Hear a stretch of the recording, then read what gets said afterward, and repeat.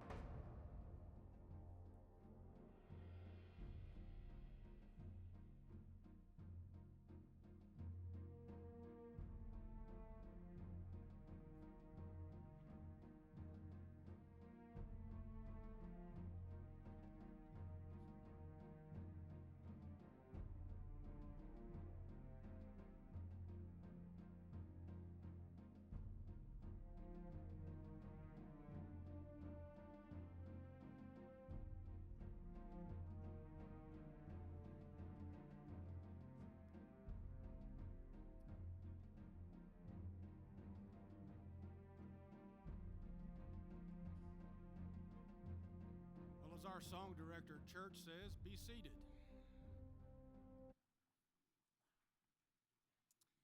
Well, welcome to an afternoon of sports celebration with a distinct Texas Panhandle twist. Welcome to a gathering where the best of today and the best of yesterday are honored among their family, friends, and probably even a few rivals. Welcome to an idea that has stood the sometimes harsh test of time. Welcome to the 66th Annual Texas Panhandle Sports Hall of Fame ceremonies. It's a June afternoon to honor athletic achievement and induct athletic history in an event that started in 1959. 65 years, 66 ceremonies. That's a long time. But for 65 years, folks just like you have gathered to reflect and honor the local greats who have earned induction into this shrine that will total by the end of this afternoon to 207. Well, think about this. The first inductee in 1959 was a man named Joe Fortenberry of Happy. He was a 6'8" captain on the first U.S. Olympic basketball team in 1936. So if you use that year as a starting point, think over the last 88 years how many thousands and thousands of athletes and coaches in the Panhandle we've had, and we're just now creeping over 200 for this shrine. It is intentionally elite, and it is special.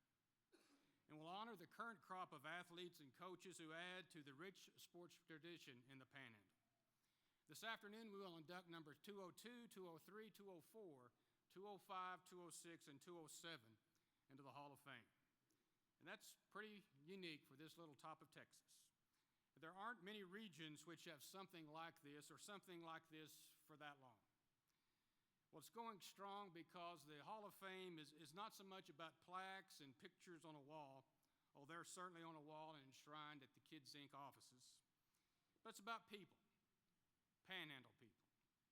It's about athletes and coaches with many of the same dreams and goals, and when their time is done, others take the stage with the same dreams and goals year after year and decade after decade. Many of you in the audience are their support system. Those on stage would be the first to say that they are, in so many words, a tree with a deep root system that extends to coaches, parents, wives, husbands, older brother, sister, friends, certainly to teammates. Many of you who played a big role in their lives are here today, and in many ways, their award is yours as well. Again, welcome to athletes, coaches, inductees, friends, and family. You'll be glad that you gave up a portion of your Sunday afternoon to be here. Well, Kids Incorporated, which is one of the greatest success stories in Amarillo history, has been a corporate sponsor of the Hall of Fame for more than a decade. To provide a welcome and to voice our invocation is the Executive Director of Kids Incorporated, Jimmy Lackey.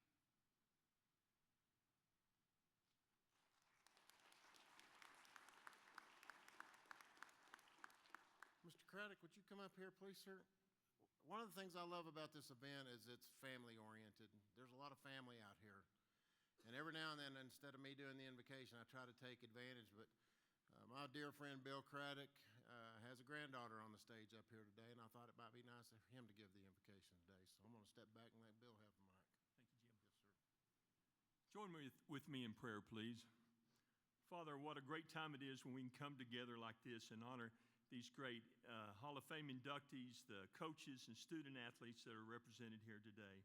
Father, we thank you for each and every one of them. We thank you for the time and effort they've put forward, the dedication they have shown, and their willingness to go out and go above and beyond to bring championships, but also just to participate, Father, because that's what it's all about. We thank you for each and every one of them. Father, we thank you for Kids Inc. We thank you for the job they do in putting this on, and also the Panhandle Sports Hall of Fame Committee, Father. What a blessing they are to this group and to the wonderful Panhandle of Texas. Father, we want to also thank you for each family and friends that are here today, Father. We thank you for their support and love that they show these people all throughout the year. Again, not only when on the field or courts, but, Father, also in their home life, Father, and we thank you for each and every one of them. Father, we just ask you to be at the rest of this proceedings. Father, may you bless it. May we have a great time as we celebrate these individuals. Father, we love you and thank you for loving us. We ask all these things in Jesus' name. Amen. Thank you very much, Bill, for doing that. My part's short. I've got two young ladies. I've asked them to step out here on the stage with me for just a minute. We had our media day yesterday with our Hall of Fame inductees, and I told them, and I'm going to tell you, credit goes where credit's due. There's 50 or so people they have to communicate with to put this thing on every year. And Stacy Knight leads this deal, and Ashley Hildebrand is our marketing and communications director. And none of this happens without these two ladies. And so please give them their due.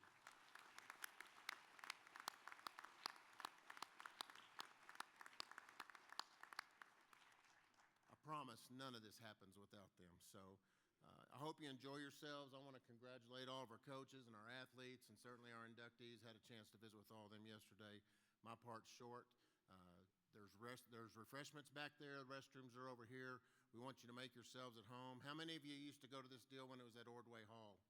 Yeah, me too. That was the one condition I asked David Jones when he asked us to take this deal over. I said, I'll do it under one condition. We got to move it.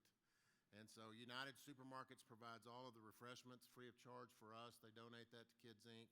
and try to make it comfortable for everybody. So sit back and relax and enjoy your day. Thank you all for being here.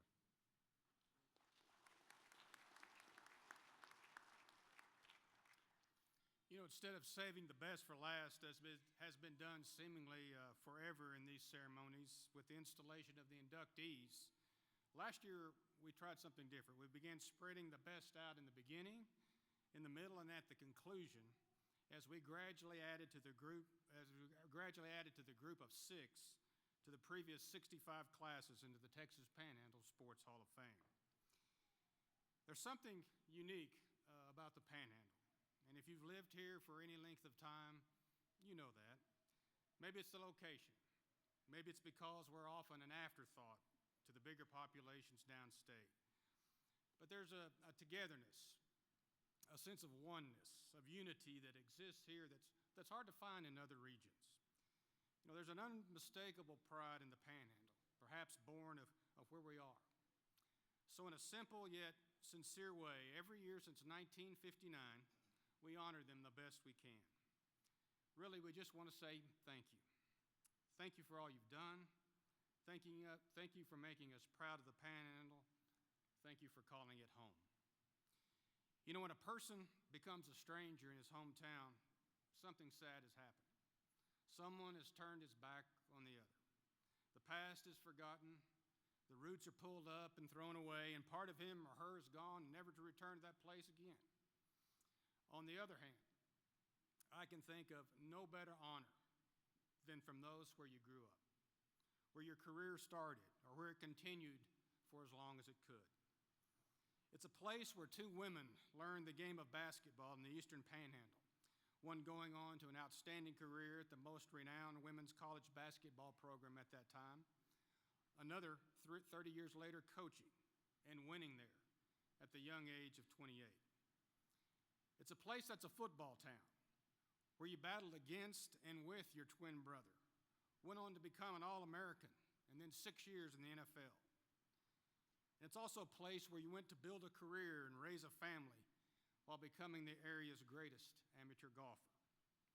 It's a place where a young boy was almost born to be a linebacker, squeezed every ounce of talent to become an All-American and into the College Football Hall of Fame, and in the pinnacle of the sport, the Pro Football Hall of Fame. It's a place to coach at one high school for 36 years, establishing himself among the very best to ever coach boys basketball in the Texas Panhandle.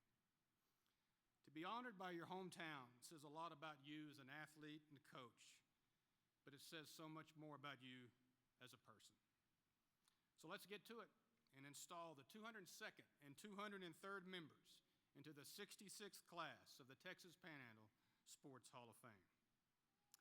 You know, around the time the Panhandle Sports Hall of Fame was just beginning in 1959, Laura Schweitzer McLean was looking for a place to play basketball, go to college. You know, opportunities 65 years ago were extremely limited for women athletes. Well, there was one at least within driving distance, Wayland Baptist College in Plainview. The catch was you had to be really good, and fortunately for Laura Schweitzer, she was. Girls basketball in those days was the province mainly of small towns, and Laura made the transition easily from McLean to one of the top women's programs in the country. As a Hall of Fame veterans selection, meaning her accomplishments must be from at least 50 years ago, from 1959 to 1963, the 6'1" Laura Schweitzer used an effective hook shot and dead-eye free throw shooting to become a 3-time AAU All-American at Wayland, the 5th flying queen to be a 3-time All-American. In her 4 years at Wayland, she helped lead the Queens to a 90-12 record, 1 national AAU championship, and 2 national runners-up. In 1961, not only did Wayland win the AAU title, but they won the National Girls Basketball League, where she was named to the All-Star team. In 3 years at Wayland, during a time when points weren't scored like they are today, Laura scored 798 points and won 3 consecutive national free throw shooting titles. She was the first queen to earn MVP honors at the AAU National Tournament. After the 1961 season, she joined 5 teammates to form the nucleus of an American women's all-star team that toured Russia in the height of the Cold War in a series of games sponsored by the State Department. Laura was on the 1963 Pan American team that won the gold medal over Brazil, 59-43. Following graduation in 1963 and 1 year coaching at Sanford Fritch High School, she became the head women's basketball coach at Southwestern Oklahoma State in Weatherford, a position she held until 1980. With her doctorate earned from OU in 1972, she was a professor of physical education and the women's athletics coordinator. And after giving up coaching, she continued as an AD and professor there until 2001 and her retirement, ending a 36-year tenure with the university. After retirement, she was active with a group of retired women teachers and coaches in Oklahoma, calling themselves GAGA, G-O-G-G-A, which is Good Old Girls Golf Association. They had a big retreat at Lake Murray each year where they stayed in cabins they called Menopause Manor and Hot Flash Haven. Now, that didn't have one thing to do with this afternoon, but when you uncover a nugget like that, you just got to share it, okay? This will be her 3rd Hall of Fame, followed by the Wayland Athletics Hall of Honor and the Southwestern Oklahoma State Hall of Fame. Ms. Schweitzer unfortunately died in 2007 after a battle with cancer 2 days short of her 76th birthday. Accepting in her memory is longtime friend and former colleague, Dr. Diane Bush, for the 202nd member of the Hall of Fame from McLean, Wayland, and southwestern Oklahoma, Dr. Laura Schweitzer. Thank you very much. This is heavy. I'll just sit this right here. Okay. It is my honor and privilege to accept this award on behalf of Dr. Laura Schweitzer. She would have been very appreciative of receiving this honor from the Texas Panhandle Sports Hall of Fame. Thanks to the selection committee, the Flying Queens Foundation, her teammates, her coach, Harley Redden, and to Claude and Wilda Hutcherson, who sponsored and supported the Flying Queens and flew them in twin-engine planes to their competitions. Laura graduated from high school in 1959, accepted the scholarship from Wayland Baptist College. As he said, Wayland was one of the few colleges at that time in the 50s and 60s who sponsored women's sports, so they played AAU teams throughout the country. Laura graduated from high school and accepted her scholarship. Following her graduation from college, she began a successful teaching and coaching career at Sanford Fritch School District. In 1965, she left the Texas Public Schools and began her career at Southwestern State College then, later became Southwestern State College and Oklahoma State University. During that time at many institutions of higher education, it was typical for faculty to assume numerous roles. Laura's roles included teaching a variety of courses, coaching various sports, and serving as director of women's intramural sports programs and coordinator of women's intercollegiate sports. In addition to her basketball ability, as displayed as a member of the Flying Queens, and her coaching expertise at Southwestern Oklahoma State University, Laura influenced and affected intercollegiate sports for women in other ways. She was active in development of state, regional, and national governing organizations for women's sports. She also represented Oklahoma at many conferences that dealt with the implementation of Title IX during that time. Dr. Schweitzer was a recognized trailblazer, instrumental in the growth and development of women's intercollegiate athletic sports during the formative years. She was an advocate of women's intercollegiate athletics for over 30 years, providing sports opportunities for the young women on her campus, beginning with the sports days in the 1950s and 60s, continuing through AIW-sponsored state, regional, and national events. She was an excellent coach, not only because of her expertise and knowledge of sports, but also because of her direction provided those that followed her. In 1994, she was a recipient of the Pathfinder Award presented by the National Association for Girls and Women in Sports. Laura and her teammates received many honors and awards during their playing days. Her team, along with the other Wayland teams from the years 1949 to 1982, were inducted into the Naismith Memorial Basketball Hall of Fame in 2019. Laura was very appreciative and proud of the educational benefits and basketball experiences that she received at Wayland and the opportunities that she was given in her 36 years teaching and coaching career at Southwestern. Laura Schweitzer was truly an All-American as a player, teacher, coach, administrator, and person. Again, on behalf of Laura, thank you for this most prestigious honor.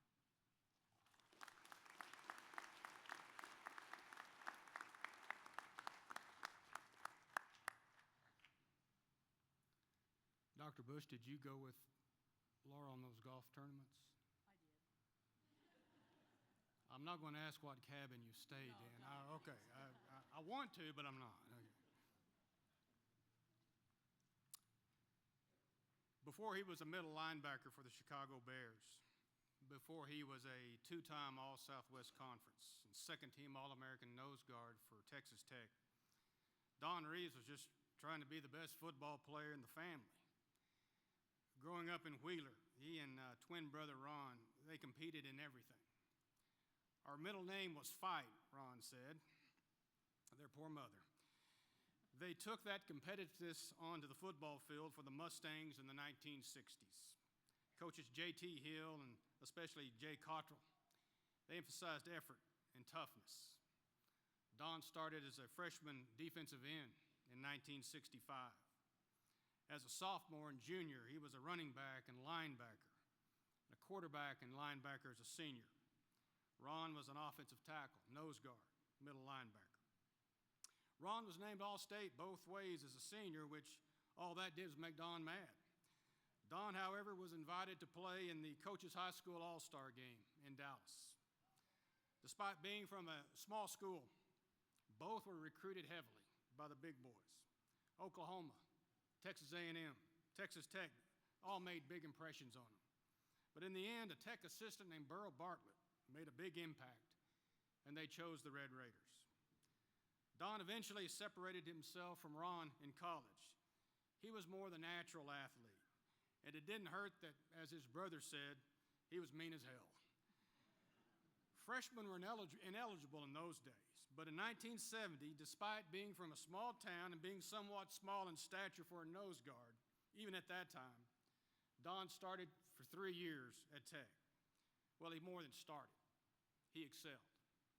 He was quick, instinctive, had a knack for finding the football, despite often giving up 20 or 30 pounds to the player in front of him. Don made the All-Southwest Conference sophomore team in 1970, and that only set the stage for 2 outstanding seasons. He was All-Southwest Conference in 1971, a year in which he won Southwest Conference Defensive Player of the Week in a losing effort against SMU. Then as a senior on an 8-3 Sun Bowl team, Don was not only All-Southwest Conference, but he was Tech's 10th All-American on the country's second team. That season, he was named the Red Raiders MVP and would eventually be named by Texas Football Magazine to the Southwest Conference's All-Decade team of the 1970s. Don was drafted by the Chicago Bears in the 15th round. They don't even have 15 rounds anymore. They have 7.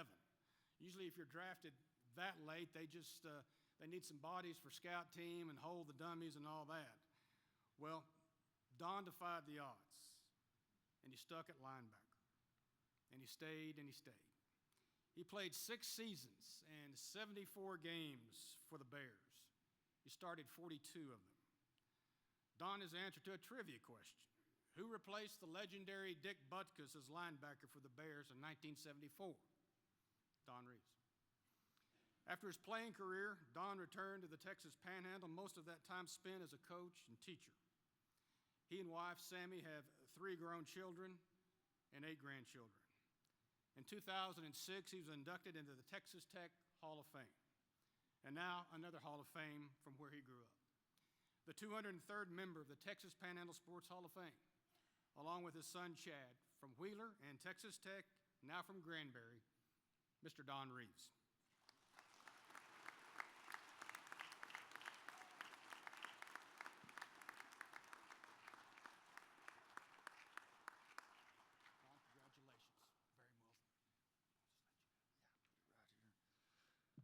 So if last night still says anything, 55 years later, the Uncle Ron getting All-State both ways, there's still some consternation about the way that voting went down all those many years ago.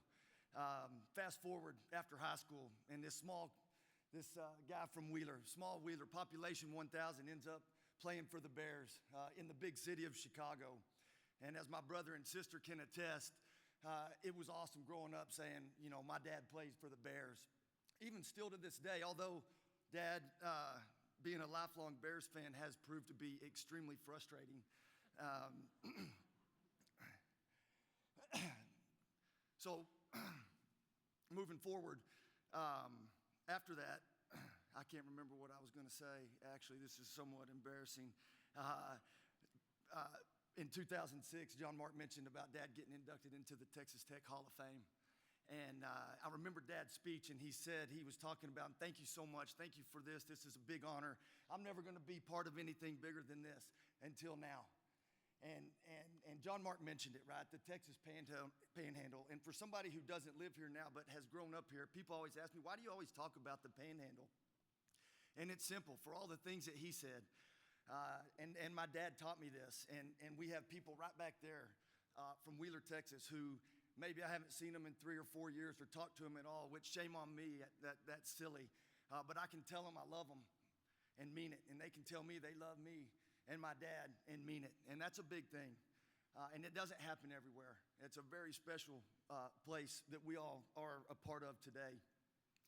And so to finish up, the stories that we used to talk about were the Bears. And we talked about Dick Butkus, and we talked about Walter Payton, and we talked about all the time spent with my mom and dad in Chicago. And as those memories have faded, it was Texas Tech, and it was talking about being elected to the Hall of Fame and making 191 tackles in one season and playing in the Hula Bowl.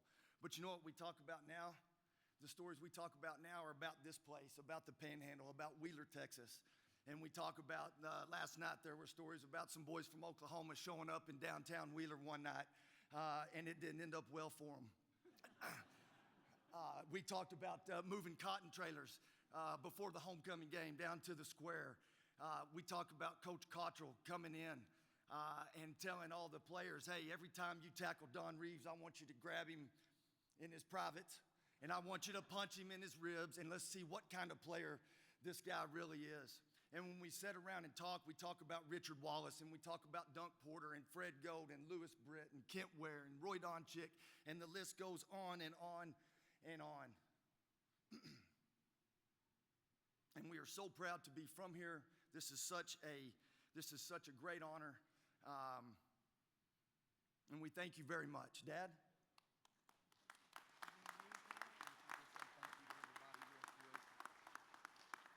I didn't know I was going to have to talk, so I'm just going to stand up here and let you look at me to make you figure out maybe he's a football player or something.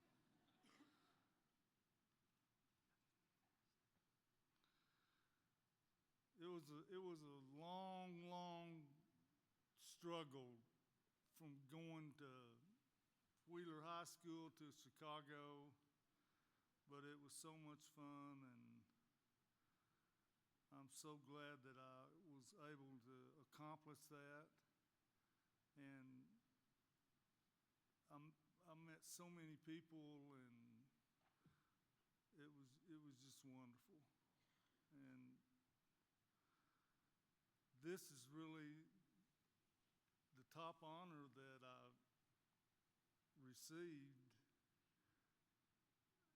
is for, I don't know what I accomplished here, but somebody called me up and told me I need to be here, so here I am. Tell them thanks. Yep. Huh? Tell them thank you very much. So thank you very much for allowing me the honor to be chosen for this, and God bless you. Amen.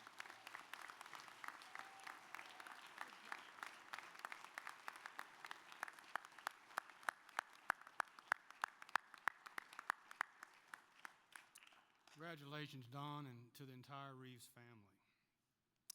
Well, this is a day of recognition, not just for the careers and lives of our 6 inductees today, but for the current accomplishments of some who may one day themselves, as we have seen, being inducted into the Hall of Fame.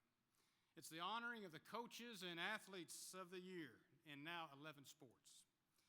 The Panhandle has always been fortunate to have some of the best coaching in the state, I think, but that's not to diminish those who make it happen, the athletes.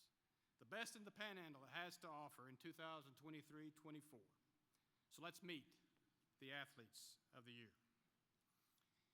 In baseball, Christian McGuire was the heart and soul of a Canyon High School baseball team that advanced to the Class 4A state semifinals. It was by far the furthest advancement of a Texas Panhandle team this season and was the school's furthest in 21 years. Whether he was at shortstop or on the mound, Christian made a big impact for the Eagles' success. At the plate, he hit over .420, had an on-base percentage of .525, had 49 hits, 20 for extra bases, 31 RBIs, and 16 stolen bases while smoothly playing a premium defensive position.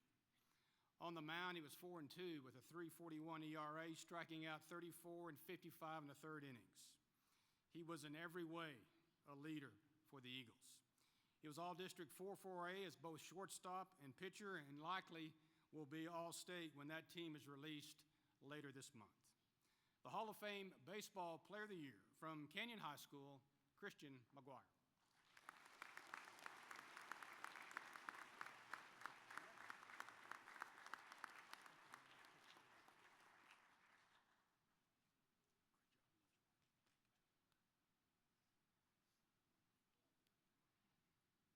In basketball, for the last 2 years, Randall High School guard K.J. Thomas has been the most dominant high school player in the Panhandle. He can light it up from the outside, penetrate and score inside, dish off to an open teammate. He led the Raiders to back-to-back appearances in the Class 4A state tournament.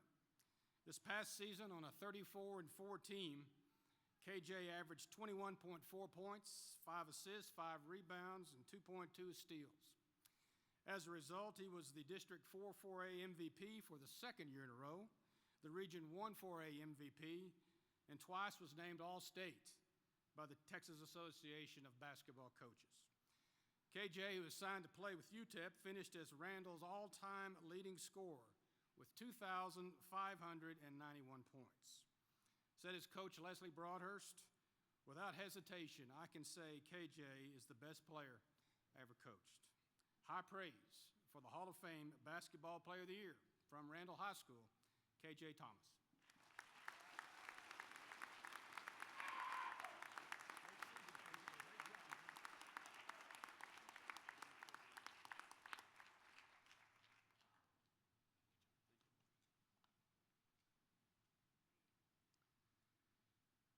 In cross country, I don't think it's possible to have a better or more decorated season than what William Mpansa, the junior from West Texas A&M by way of Central Ghana, did last fall. He had an undefeated season culminated by a national championship. William won the NCAA Division II National Cross Country Championships in November in Joplin, Missouri, winning the 10K race among the 260 qualifying runners and a personal best of 29 minutes, 4.3 seconds, winning by 9 seconds. That led WT to a fourth-place national finish. Not surprisingly, he was named the National Men's Cross Country Athlete of the Year, which topped off an award-filled year that included All-Region and both the Lone Star Conference Newcomer and Runner of the Year. Just 2 weeks ago at the Division II National Track Meet in Emporia, Kansas, William won the national title in the 10,000, which is a 10K, same distance as a cross-country race, in 29 minutes, and was national runner-up in the 5,000. He was later named the Lone Star Conference Track Athlete of the Year. The Hall of Fame Cross-Country Athlete of the Year from West Texas A&M, William Mpansa.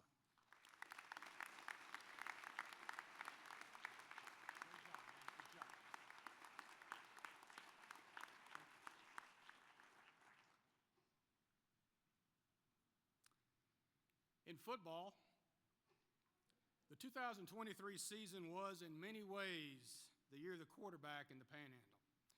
Outstanding quarterbacks, those both able to run and pass, made their mark all over the area. But none more than 2 co-players of the year who excelled at the position 90 miles apart and excelled in ways seldom, if ever, done in state history. Here is a list of all the players who have had a hand in 83 touchdowns in a single season of Texas high school football. Quarterback Cameron Cavalier of Canadian, that's it. That's the list. No one else in the history of Texas high school football accounted for more touchdowns in one season. Cameron, son of head coach Andy Cavalier, led one of the most potent offenses in Panhandle history by earning Class 3A First-Team All-State and 3A Player of the Year honors by the Texas Sports Writers Association. He completed 69% of his passes for 3,951 yards, 59 touchdowns to just 3 interceptions. On top of that, he rushed for just under 1,500 yards and 24 touchdowns in leading the Wildcats to a 14-1 record and to the Class 3A Division II semifinals. What's scary in all of this is that while Canadian averaged 57.8 points per game and Cameron's stats were almost otherworldly, until deep in the playoffs, Wildcat starters seldom played much in the second half. He's headed to play at Harding University in Arkansas this fall. The Hall of Fame Co-Football Player of the Year from Canadian High School, Cameron Cavalier.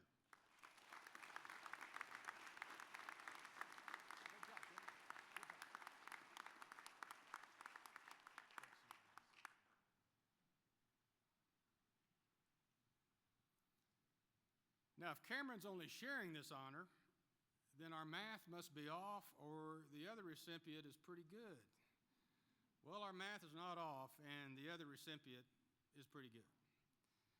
Sunray junior quarterback Armando Lujan is carving out one of the finest quarterback careers in Texas history, let alone in the Panhandle.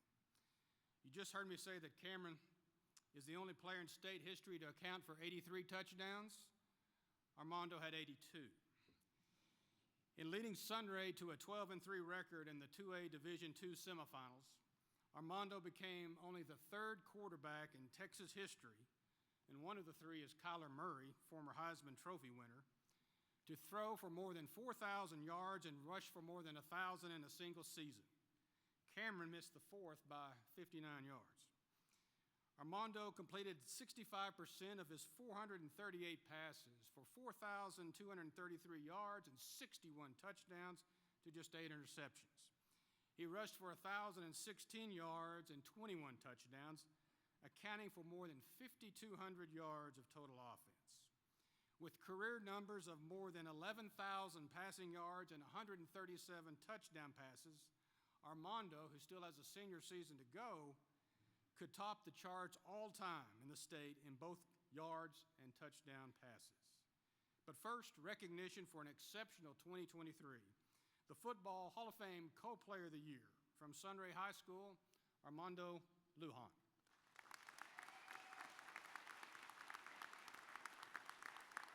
Good job, Armando. Great season, man. Thank you. Good luck this fall. Thank you. Between these two guys, they accounted for 10,651 yards passing and rushing and 165 touchdowns. Not too bad. In golf, the summer of 2023 was one to remember for Carson Graywonder of Vega, now a graduate student at Wayland Baptist with a degree in chemistry. Though he plays for the Pioneers, who are ranked as high as 7th nationally in NAIA, he is more noted for winning 2 Amarillo Majors with his clutch play last summer. First, he won the Michelob Ultra Amarillo City Championship. He shot a 70 to qualify for match play. In the first round, he forced an extra hole by sinking a 15-footer and then won one up. After a 3-shot win in the quarterfinals, he edged number 1 seed Josh Roche by a stroke in the semifinals. And in the final against Sean Tate, Carson's birdie on 18 sent the match to extra holes. On the 20th hole, his shot out of the bunker landed within a foot of the hole for a birdie to give him the win. That qualified Carson for the Tournament of Champions, which brings together an elite group of local amateurs who also won major tournaments. Carson got better as the 4-day tournament progressed, shooting a 65 on the Ross Rogers Mustang course to force another playoff, this with Drew Backus. It took 4 holes of sudden death play with some extremely clutch putting from Carson to finally get the win, fittingly with a birdie on the 4th extra hole. Quite a summer of 2023. The Hall of Fame Golfer of the Year from Vega and Wayland Baptist, Carson Graywonder.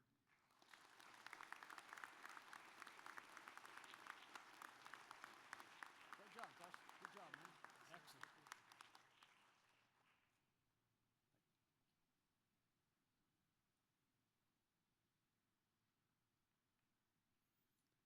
Isn't the city tournament going on right now, Carson? Is the city tournament going on? And you're not playing in it? Wow. What a sacrifice. In soccer, We know, like in any sport, if the opponent doesn't score, or at least has a hard time scoring, that usually adds up to a lot of wins. That was certainly true for the Caprock Longhorns, who reached the 5A regional quarterfinals, the furthest advancement by an area boys team. The main reason was the play of senior goalkeeper Ricardo Mendez. His instincts and athleticism made him a force at the net. In a 16-2-3 season, he allowed just 6 goals in 21 matches with 70 saves. He recorded 13 shutouts in those 21 matches. 62% of the time, the opponents, they didn't even score. Even had somehow 2 assists on goals. Ricardo, in addition to being a unanimous 3-5A goalkeeper of the year, was a 5A first-team All-State selection by the Texas Association of Soccer Coaches team. He was just a fortress in goal. The Hall of Fame Soccer Player of the Year from Caprock High School, Ricardo Mendez.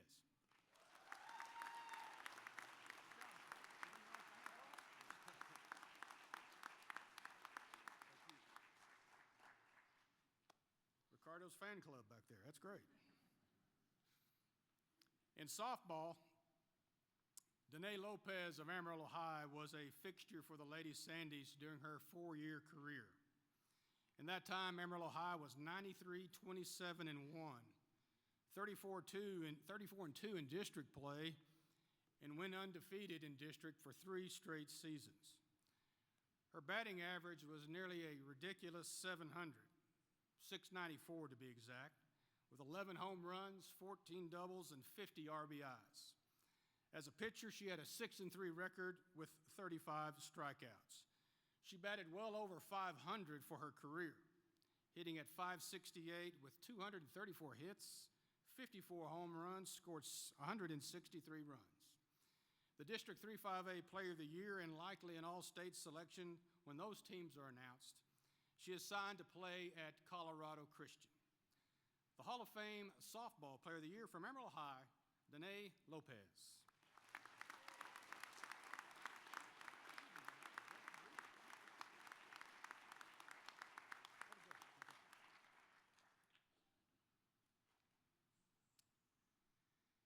In tennis, Gabby DeShawn and Kinley Craddock of Randall are tough enough as solo acts. Put them together, and they are 4A state champions. The two combined to win the 4A girls doubles state championship last month with a thrilling 5-7, 7-5, 6-3 win over Burnett's Tatum Salinas and Alyssa Van Zant. Gabby, a junior, played singles in the fall, posting a 30-2 record. For the fall and spring season, she was a combined 95-7. Kinley, a sophomore, was the number 2 singles player in the fall, and she also had a 30-2 record. She was 32-1 in doubles with a different partner. So for the fall and spring, Kinley was 97-6. Gabby and Kinley together were 192-13. They were district champions together in doubles, and they were regional champions, and then last month headed to the state tournament. What's rather amazing about all this is that they were both in Randall's one-act play, The Book of Everything, which advanced to 4A state competition at the same time. So in May, they win their quarterfinal match. They win their semifinal in San Antonio on a Thursday. They go 80 miles to Austin for the one-act play, where Gabby was later named 4A's Outstanding Technician. And then they went back to San Antonio to win the state the next day. You talk about drama, one-act play, drama, okay. Oh, some might think it was the theater of the absurd, but hey, all I know, the stage was set twice to pull this off. Look, I put in a lot of hours in this. All I ask you to do in these bad puns is just humor me a little bit. Throw me a bone every once in a while. That's all I ask. The Hall of Fame Tennis Players of the Year from Randall High School, Gabby DeShawn and Kinley Craddock.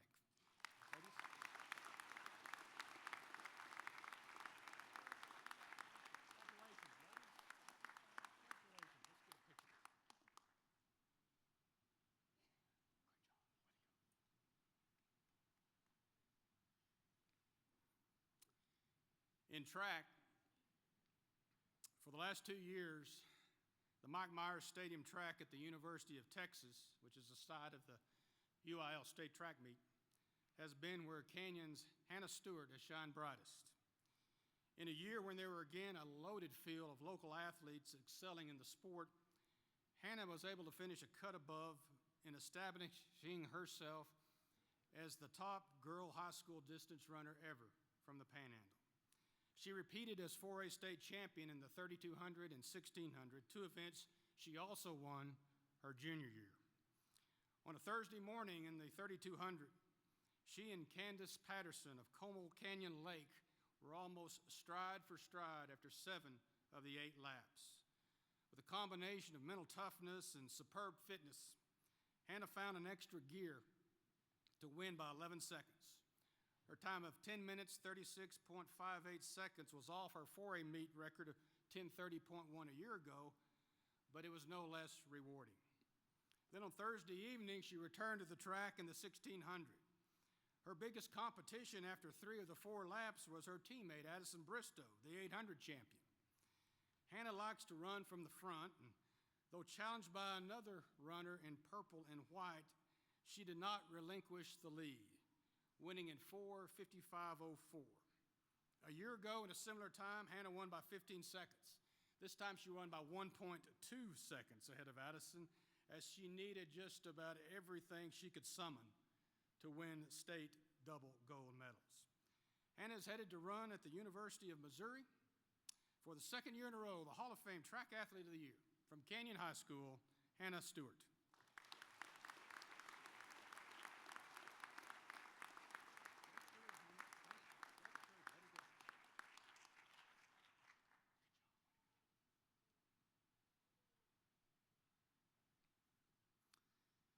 In volleyball, Tori Miller of West Texas A&M ended her career last December as one of the most decorated Lady Buffs in their storied history. Following a first-team All-American season in 2022 when she helped lead WT to the Division II National Championships, Tori, a 5'11" senior outside hitter from Brownwood, had an equally dominating season in 2023. The Lady Buffs again went 33-4, falling in the national championship match to Cal State LA. Tori again was a present at the net all season. She led WT with 401 kills to go along with 397 digs. She had a team-high 13 matches of double-doubles of kills and digs. Tori had a season-high 28 kills and an epic 5-set national semifinal win over unbeaten and number 1 ranked Tampa, one in which WT won 36-34 in the 4th set. She finished 3rd all-time at WT in kills with just less than 2,000. She was on the National Elite she was on the National Elite 8 all-tournament team, the South Central Regional Tournament MVP, was the Lone Star Conference Tournament MVP, and was a 5-time All-LSC selection, as there was an extra year in there for the pandemic. Tori has accepted a position as an assistant coach at WT under new coach Brittany Harries, so she can tell her players not only do as I say, do as I do. For the 2nd year in a row, the Hall of Fame Volleyball Player of the Year from West Texas A&M, Tori Miller.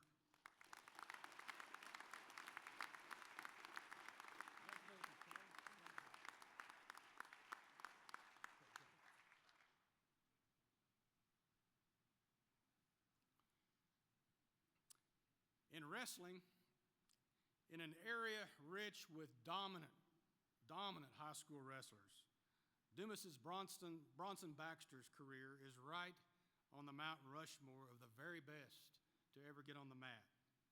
He capped a dominant high school career by winning his 3rd state title in February, this one in the 157-pound class to cap an unbeaten 42-0 season, 32 wins coming by pin. In the state tournament with the best Texas has to offer, in 4 matches, 3 of them were decided by pins, including the championship match against London Albert of Como Canyon. The only match that wasn't a pin was a dominant 17-3 decision. His closest brush with defeat was in the regional tournament In the finals, he was tied 7-7 with Tascosa's Noah Santiago, but earned 2 quick points in the last 30 seconds for a 9-7 victory. The win was a difference in edging Randall for the regional title, and Bronson was named the regional tournament's most outstanding wrestler. As a sophomore in 2022, he won state in the 145-pound class. In 23, he won state at 150, and now at 157. His record during that time, 140-7. Having graduated 6th in his class, Bronson is signed with Arkansas Little Rock to wrestle there. The Hall of Fame Wrestler of the Year from Dumas High School, Bronson Baxter. Good job, man. Great season. Good luck. Thank you. Well, join me in please in acknowledging our Athletes of the Year for 23-24.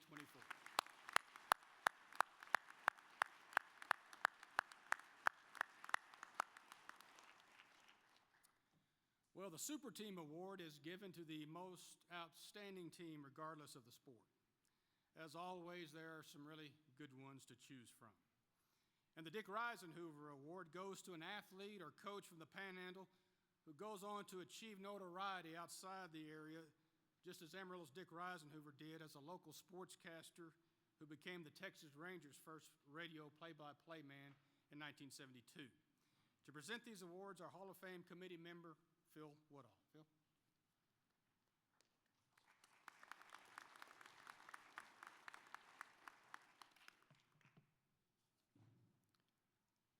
What's that old adage? There is no I in team. Well, how about the Bushland Lady Falcon volleyball team? They certainly do represent that statement very well. 2023, Bushland won the 3A state championship, their 3rd and 4th year, 4 years under head coach Jason Culpepper. Culpepper's team breezed through District 1-3A 8-0 record, capturing its 17th consecutive district championship. They finished the regular season 36-6, all 6 of their losses coming from higher classification teams. The Lady Falcons swept all their district opponents and held those teams to single-digit totals in 11 of those 24 sets. Bushland swept their 5 playoff opponents, held them to 6 single-digit set losses. 3A semifinals, Bushland swept Nacogdoches Central Heights, setting up a championship rematch with their old friend, the Gunner Lady Tigers. Abby Hell led the team with 16 kills, and a 441 attack percentage, and Lillian Shannon 10 kills, 526 attack percentage. Ansley Tiffin Fernandez 20 assists, Mackenzie Sims 17 assists, 12 digs, and as a team they attacked at 336 and held Central Heights to 131. Lady Falcons avenged that 2022 championship loss to Gunner in 4 sets, 25-22, 25-23, 20-25, and 25-23. Hal had 14 kills, Shannon 12, no errors for the second consecutive match. Tiffin Fernandez had 16 assists. Sims garnered the MVP honors with 10 kills, 30 assists, 4 service aces, 15 digs, 1 solo block, and 1 block assist. Avery Ramos and Ava Permenter contributed 20 and 10 digs, respectively. Bushland finished the 2023 season 43-6. And guess what? They only graduate 4 seniors, and the MVP, Sims, is just a junior and is coming back. And the head coach is going to accept the award. Are there any members of the Bushland Volleyball State Championship team here? If you are, please stand. Let us acknowledge you, and accepting the award for Super Team, head coach Jason Culpepper.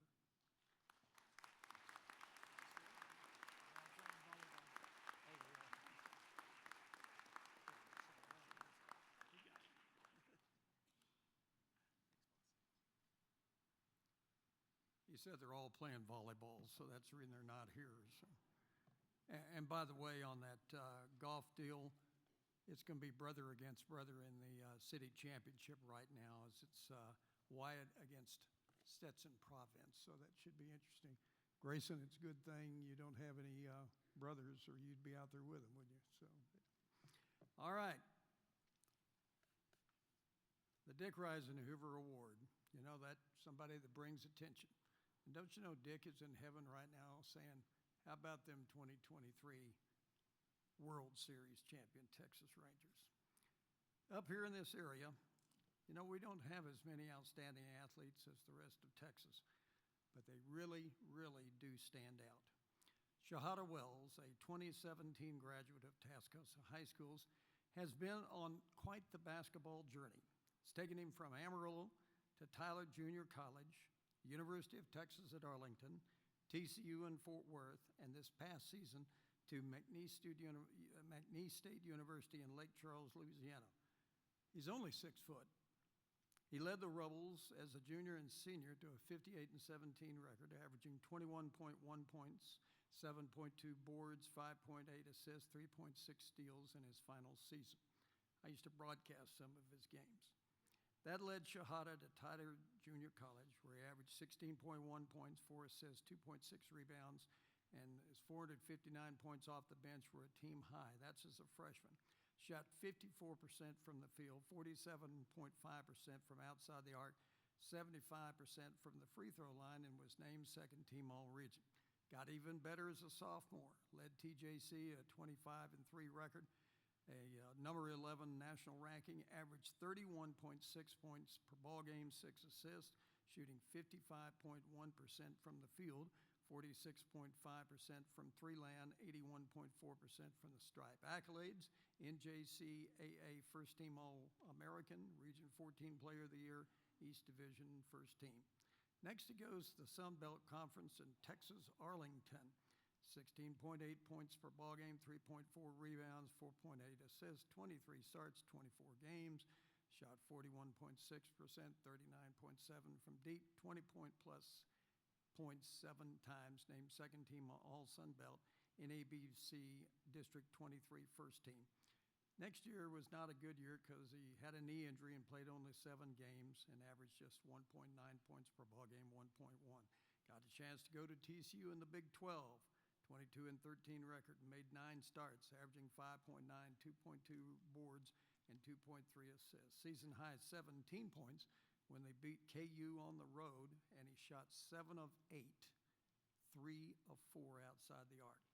But his final season, this past one, 23-24, chance for redemption at McNeese State University under former LSU head coach Will Wade and the Southland Conference, and oh, what a year it was. 30-4, 18-0 at home, NCAA playoffs where the Cowboys were the 12th seed in the Midwest region. They lost to Gonzaga. 17.8 points per ball game, 4.5 rebounds, 4.7 assists, 3 steals per game, shot 46.2%, 38.4 from deep, 79.4% from the line. He was a Southland Conference player and newcomer of the year, first team All Southland Conference SLC Tournament MVP, 3-time National Player of the Week. He had 30 points, 10 rebounds, 6 assists, and 5 steals in an 87-76 road win at Michigan, and a season-high 37 points against UAB. Here's some other accolades. Major Madness Small Conference First Team All-American. Lute Olson and Lou Henson, 2 of the great coaches of college basketball, Player of the Year finalists. He was named to the Portsmouth Invitational Basketball Tournament in Virginia. It's a showcase for pro prospects. His team went 1-2, and he averaged 9 points. A publication called the Almanac named him the best pro prospect, and here's the other great one, the player who scares you the most. That's Shahada Wells. Then the Louisiana Sports Writers Association named him the Louisiana Basketball Player of the Year. That's the second time that's happened to a McNeese player. First time since some guy back in 1985 named Joe Dumars won it. This is a guy who represents this area where he wears number 13, according to the media guide. You know why? Because his mother grew up on 13th Street here in Amarillo. He's going to turn 25 years old on August 26th, which would be 50 years younger than my wife, just to let you know. I like this guy. I think he's going to have a great future wherever he wants to play next. The Dick Reisenhoover Award goes to Tascosa High School, plus all those other colleges, and McNeese State, Shahada Wells.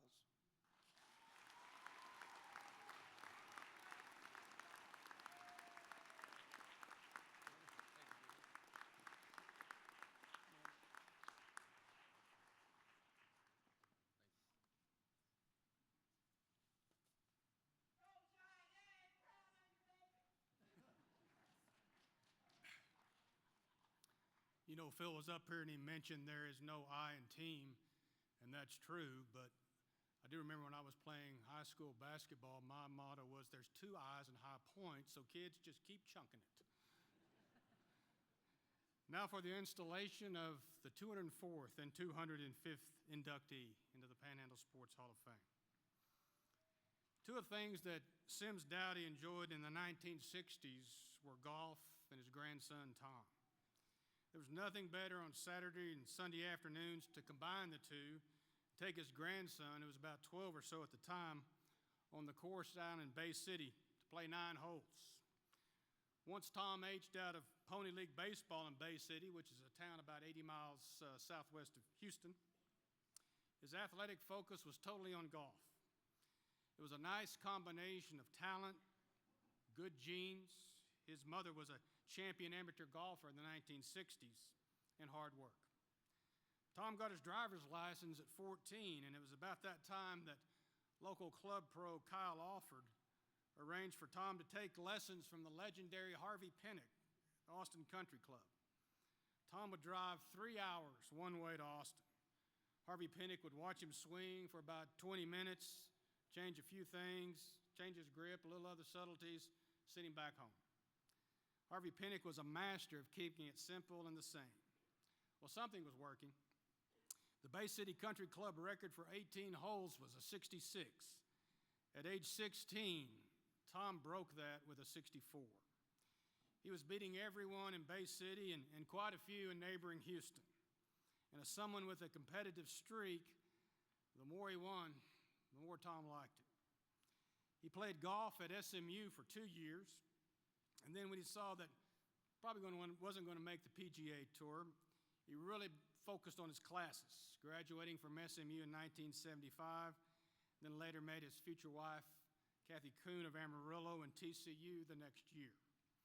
After graduate school at Texas and a job with Phillips in Denver in the late 1970s, Tom and Kathy moved to her hometown of Amarillo in 1980 to build a career and raise a family.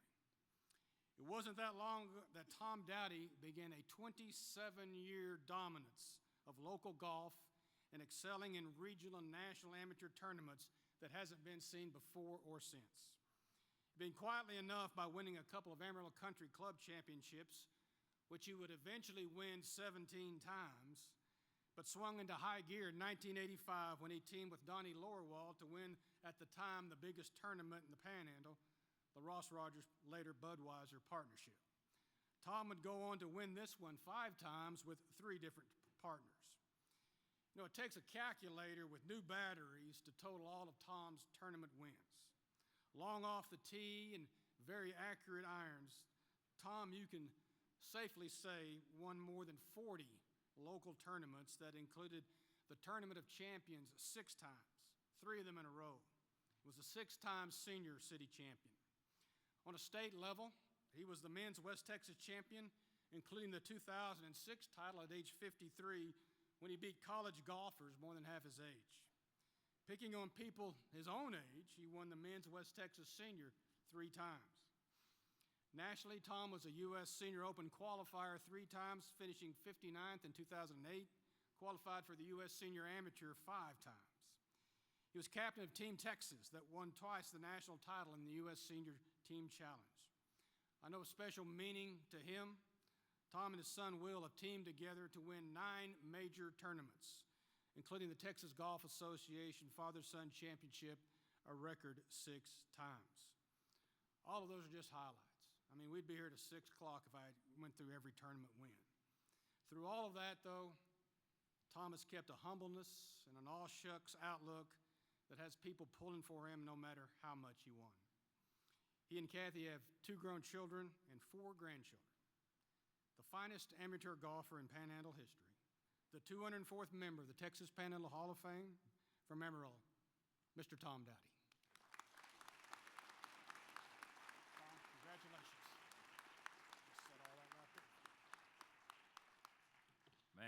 trouble. He just went through my speech. The funny thing about this speech, we went through a press conference yesterday, and Kathy and I went home to tweak. If I did that again today, I wouldn't have anything to say. We lost it on the computer. I finished this at 12:30. Kathy's fingers were shaking, typing. So here we go. If anything good happens in life, it's from Jesus. Song by Amy Grant. Fundamental golf swing was taught to me by Harvey Penny. I met Catherine Ann Kuhn in 1976, married her in 1977. We moved to Amarillo in 80. Kathy's from a pioneer Panhandle family. I got here as soon as I could. Our daughter, Dr. Ann Dowdy, has two wonderful sons, Thomas and Grant. Ann met a guy and married that guy, Bell. Our son, Will Dowdy, married Amy Landrum, and they have two beautiful children, Iris and Reed. In the 80s, I started working with Dick Clarman, one of Claude Harmon's sons, greatest teaching family in the game. He introduced me into technology, a video camera. It was show and tell. In 2000, Will started playing for Baylor University. Watching the Bears and Will play rekindled my competitive spirit. I was in my late 40s. Started looking forward to senior golf. That's the great thing about the game. It's a lifelong sport.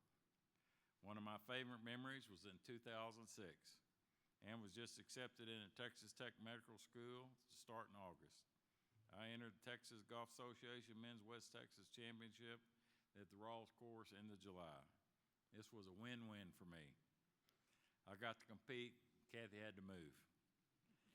Kathy and Ann finished on Sunday. I was playing in the last group with a Texas Tech golfer, a University of Texas player, and a TCU golfer. Kathy caught up to us on the 9th green. Later, she told me that she had overheard the parents saying, "Who is this old man beating, quote, their babies?" Kathy's normally very quiet, polite, and has been taught and knows golf etiquette. She told me she responded, "That old man is my husband. He is very good, and he will not back up. If your babies want to beat him, they're going to have to go catch him." Friends ask me about my favorite golf moments. Playing as an individual, you sign up, all your strokes are counted, posted on the scoreboard, and your scorecard will have your signature. I felt all those accomplishments in my gut. In partnership golf, I picked really good partners. I chose wisely. Playing for Team Texas and U.S. Team Challenge, the pressure was notched up. But the most pressure was playing for Team Dowdy in the Texas Golf Association Father-Sons and the National Father-Sons at Pebble Beach with my son Will. Success in these events was the purest joy I've ever felt. Panhandle golf requires a special skill set. If the course has trees, you flight the ball underneath the tree line.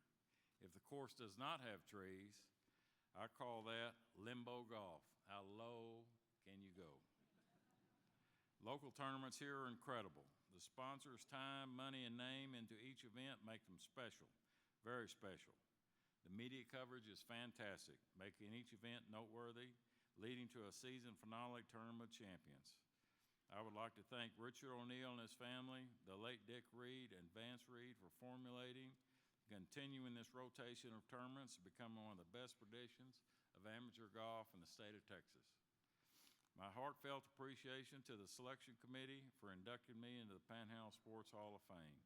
I am humbled and deeply honored. My highest achievement that I have received in golf. I consider my lifetime achievement Kathy, wife of 47 years. We've done it all, for better, for worse, for richer, for poorer, in sickness and in health.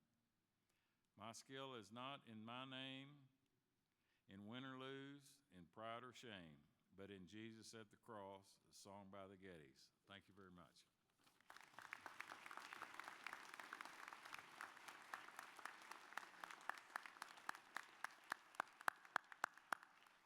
Congratulations, Tom. You know, Gordon Estes, who worked for the railroad at the time, he could have lived somewhere maybe more convenient for him and his family, but he and his wife Wanda chose to live outside Mobeetie, which is a very small town of not more than 300 in the eastern Texas Panhandle, not far from where he grew up. Well, that fit daughter Cheryl just fine. They raised all kinds of animals there, including Cheryl's favorite horses. She had show animals, barrel raced, rode dirt bikes. As far as sports, where there might have been 40 kids in high school, if you're athletic, you did it all. In Mobeetie, heck, if you weren't athletic, you did it all. But Cheryl was athletic. Cheryl was in all that was offered. Tennis, track, where the dirt track was graded around the baseball field and he added 100 yards. And certainly basketball. She was offered by Wayland Baptist, but only as a queen bee, the JV, and so she went to Texas Tech to run track in the early 1980s. She earned a scholarship, set a school record in the indoor 1,000, but she missed basketball. So Cheryl transferred to West Texas State and played under Coach Bob Schneider, who had not too long before that just taken the job. She was a quick little guard for the Lady Buffs, and for someone who knew she wanted to coach by the 7th grade, it was a master class in coaching education. After graduation, she was an assistant for a year at Canyon High School, where Joe Lombard became the head coach. Another graduate course in coaching, where Cheryl was assistant for 2 years under Joe. Between Bob and Joe, two members of the Women's Basketball Hall of Fame, they won nearly 2,500 games, 24 state championships, and 9 conference titles. From Bob, Cheryl said she learned fundamentals, discipline, in-game adjustments. From Joe, she learned how to develop plays, X and O, patience. She took that to her first head coaching job at Class 2A Industrial High School in South Texas, where her team went to the regional finals. That summer, she was coaching at Bob Schneider's basketball camp at WT when the Wayland's women's job became open. Wayland Athletic Director Sylvia Nadler called a who's who of local coaches that were working the camp, asking for some recommendations, and they all recommended Cheryl. She had to interview during the camp and had to buy, all she had was camp clothes, so she had to go buy some interview-appropriate clothes in Amarillo. With nothing to lose, she went into that interview confident, relaxed, and a little to her surprise, maybe not.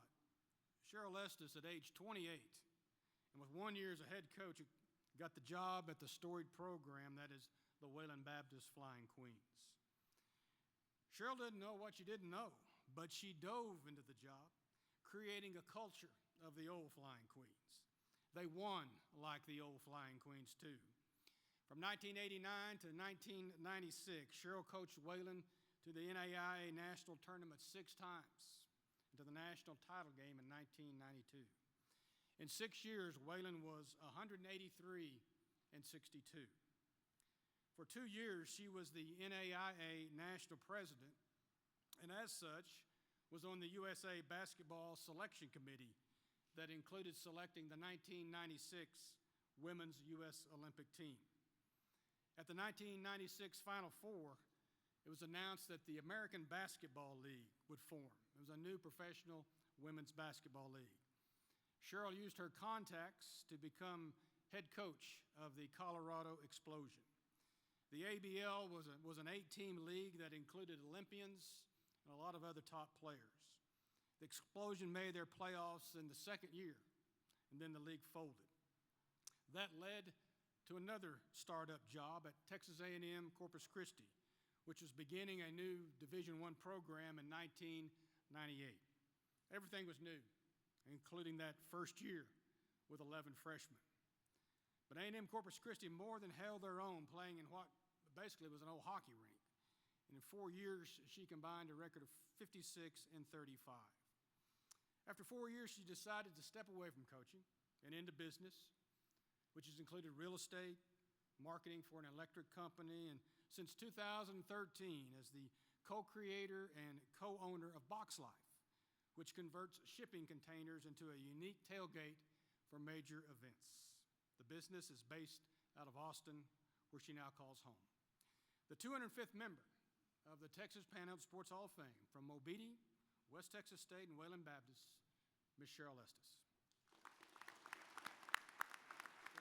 Congratulations. Very well done. Let's get a picture here.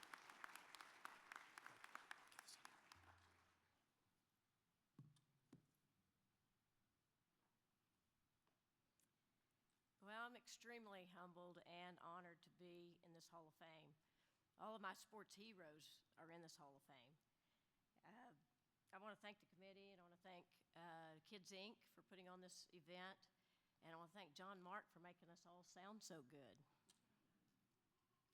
So God has always ordered my steps and always put amazing people in my life, or I wouldn't be here today. Starting with my parents. My mom and dad were just the epitome of good Christian examples, still are. My mom taught me the value of hard work. My dad taught me to dream big and go after my dreams. My family is very important to me, and they're here today. I'd like for them to stand up. Would you guys stand up?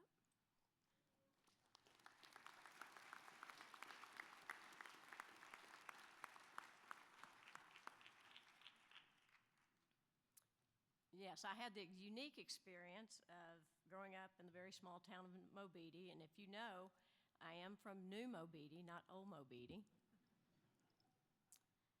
We did have to entertain ourselves, as John Mark said. We did a lot of variety of things, but we didn't entertain ourselves. I remember when we were kids, the highlight of our week was if our parents would take us to the gym so we could play basketball.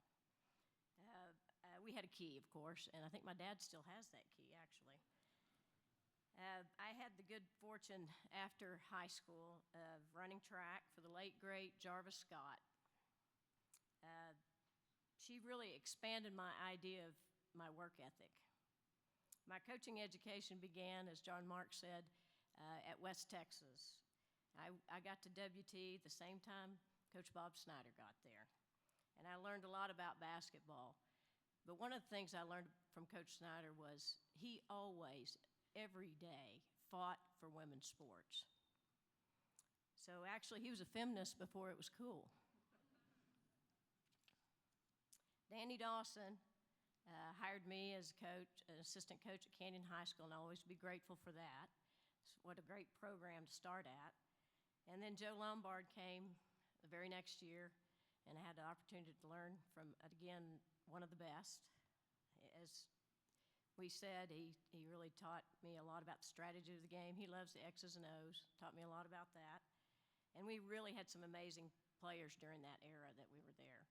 And like we talked about before, yesterday is 2,500 wins between Coach Snyder and Coach Lombard. That's kind of mind-boggling. So I did learn from the very best. So after 1 year of head coach in South Texas at Industrial High School, I did have the opportunity to coach my dream team, and that was the Hutcherson Flying Queens. I always wanted to play there. I didn't get to, but I got to coach there. And what an amazing program and history. We flew on private planes with the Hutchersons and had more scholarships than the men's team. Rick Cooper was the Pioneers coach at the time, and he really helped me a lot to understand what it took to run a college program. And I almost felt guilty when we flew over their bus to our games. Almost. So I'm honored now to be a board member for the Hutcherson Flying Queen Foundation, and we just built a museum on campus at Wayland Baptist. And if you haven't been to visit the museum, you should. It is the absolute history of women's basketball. Last weekend, we had a reunion in Austin of my former players at Wayland Baptist, and we just had a blast. And some of them are here today. Thank you guys for coming. But what great players I had, and what remarkable women they are. I'm amazed. Basketball has given me so much. The opportunity to select the 1996 gold medal basketball team was a highlight. Having an opportunity to coach in one of the first professional leagues, the Colorado Explosion, for 2 years. And we were the ones, we started in 1996 in the fall. The WNBA didn't start till 1997. We had more Olympians, than they did. We forced the NBA to start a league. And look at them today. I'm actually really lucky today. My dad came to this event because luckily he didn't have a scheduling conflict of one of Caitlin Clark's games. So great players and assistants make successful head coaches. And I had some great assistants at all my stops. Jill Wilson, Liddell Ebert, Dana Ewing, Gail Hook, and Brent Palmer certainly made me look good. And Dana coached with me at Wayland Baptist, the Explosion, and also at Texas A&M Corpus Christi. She's here today. Thanks, Dana.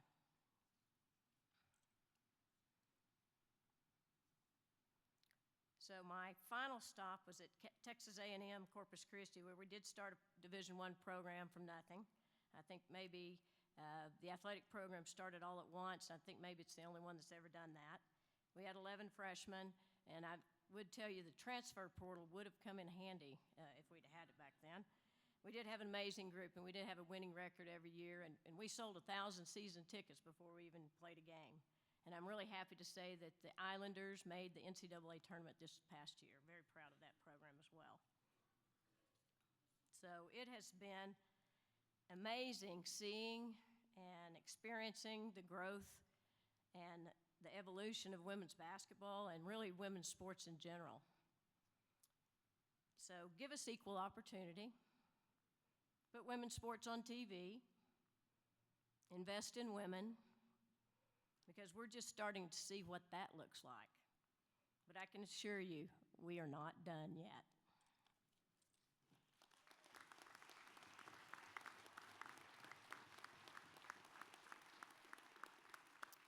Congratulations, Cheryl. Coaches of the Year. They are a mixture of patience, instruction, setting standards, knowledge. Doesn't hurt to have some great athletes on your side either. They are the Coaches of the Year for 23-24. So let's meet them. In wrestling, the expectations have always been high at Randall High School. We're certainly contending and often winning a state championship is the norm. Just doesn't happen, though.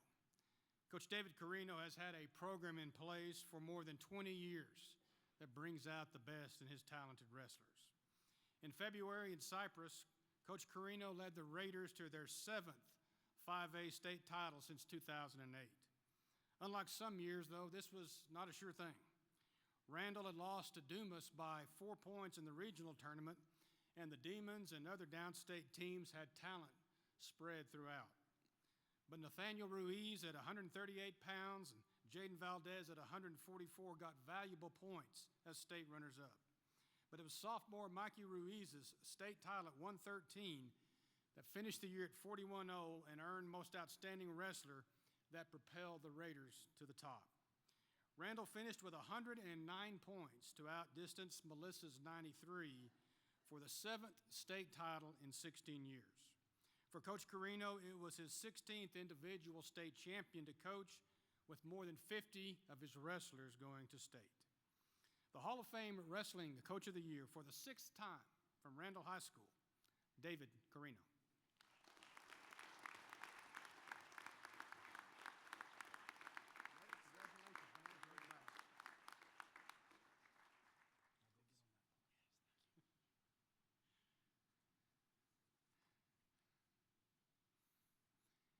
In baseball, John Doan of Canyon stepping down after 21 years at the helm of the Eagles, and he does so with his best team in what was really a storybook season. Canyon had its furthest playoff advancement in the area by far this year, moving to the Class 4A state semifinals in Austin. It was the school's furthest playoff advancement in 21 years. They lost to eventual state champion Liberty Ilu just 3-1. The Eagles finished 39-1, the most wins by a program in more than 2 decades. A young team that overachieved in many ways. The Eagles got hot at the right time. They had playoff sweeps of Andrews, Clint, district rival West Plains, and Springtown. and then a thrilling 2-1 series win over Stephenville in the regional finals. Finishing on a high note in a year that he will never forget. The Hall of Fame Baseball Coach of the Year for the last time, last season from Canyon High School, John Doan. John, great year, man. Great career. Great career.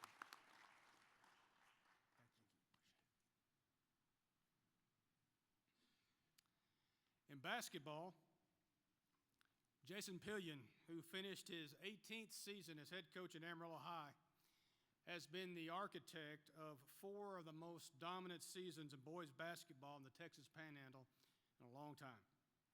Maybe because none of the seasons ended with a state championship, it flies under the radar a little bit, but it shouldn't. In the last 4 seasons, Amarillo High is 122-21, a winning percentage of 85% with 2 trips to the 5A state semifinals. This past season, led by Braden Hawson and Zach Brown, the Sandies were 34-5. It was a typical Jason Pillion team: tough, aggressive man defense, and share the basketball and offense. Amarillo High was undefeated in District 3 5A play and rolled through the first 5 games of the playoffs, winning by 45, 41, 29, 21, and 11 points. The season ended with a state semifinal loss to eventual state champion Lancaster in a game where inexplicably open shots just did not fall in a slow-down game. Disappointing end, though, that does not diminish in any way an exceptional run in a 4-year span.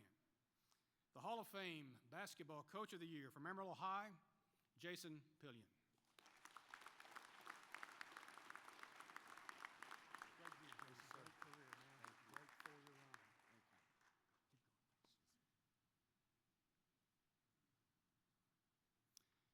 In cross country, 2 coaches who guided their teams to 4A state championships just a few miles apart in November share the honor.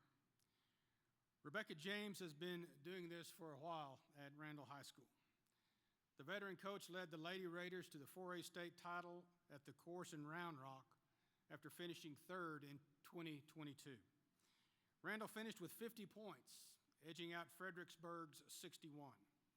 4 of Randall's top 5 scoring runners finished in the top 18, led by state runner-up Naomi Granados, 11-17-6 in the 2-mile race. Randall also dominated the Region 1 4A meet in Lubbock with 35 points, well ahead of runner-up and district rival Canyon's 114. And when you've beaten Canyon in a cross-country meet, you've done something. All 5 Randall scoring runners finished among the top 15 finishers at regional. This is the 9th team Rebecca sent to the state meet and her 4th state championship. The Hall of Fame Cross Country Co-Coach of the Year from Randall High School, Rebecca James. Congratulations, Rebecca. Great year. You know how to do it.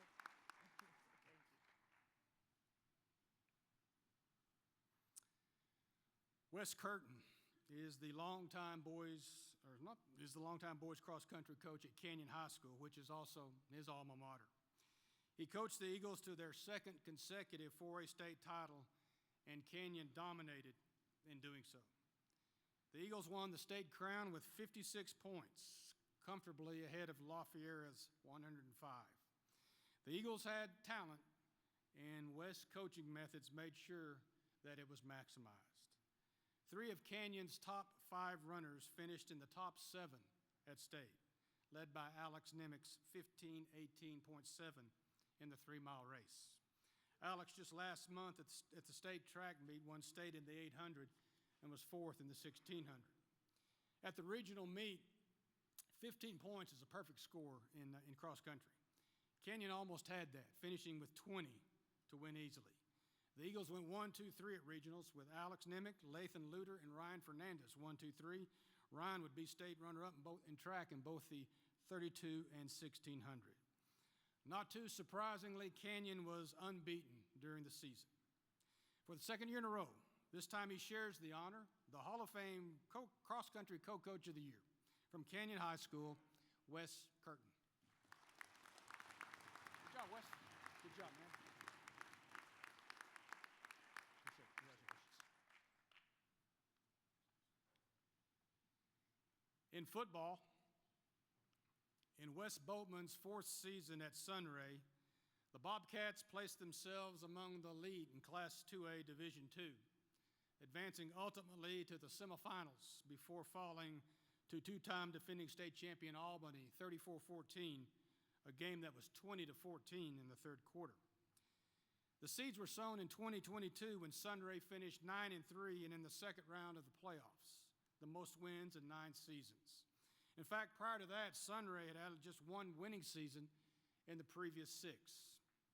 But 2023 might have been the best season in school history. An old defensive coordinator knew what he had in experienced quarterback Armando Lujan and a number of receivers. In playing to that strength, the Bobcats used an explosive offense to roll to a 12-3 record. 2 of those losses were a combined 4 points. For that breakthrough season, Wes was named Texas Football Magazine as the 2 statewide Coach of the Year. Press Pass Sports named him its 2023 Football Coach of the Year. We'll just add to another one this afternoon. The Hall of Fame Football Coach of the Year from Sunray High School, Wes Boatman. Wes, good job. Good job.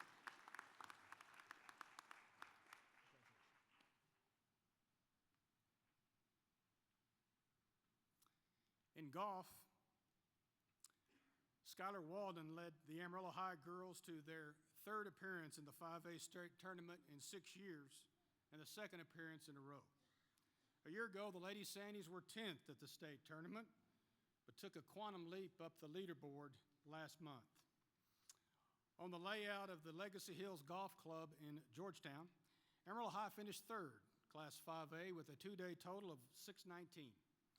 Charlie Thacker, playing in her 4th state tournament, finished 3rd in the medalist race with a 2-day total of 143. Amarillo High, the District 3-5A champion, cruised to the regional title by 29 strokes. The Hall of Fame Golf Coach of the Year from Amarillo High, Skylar Walden.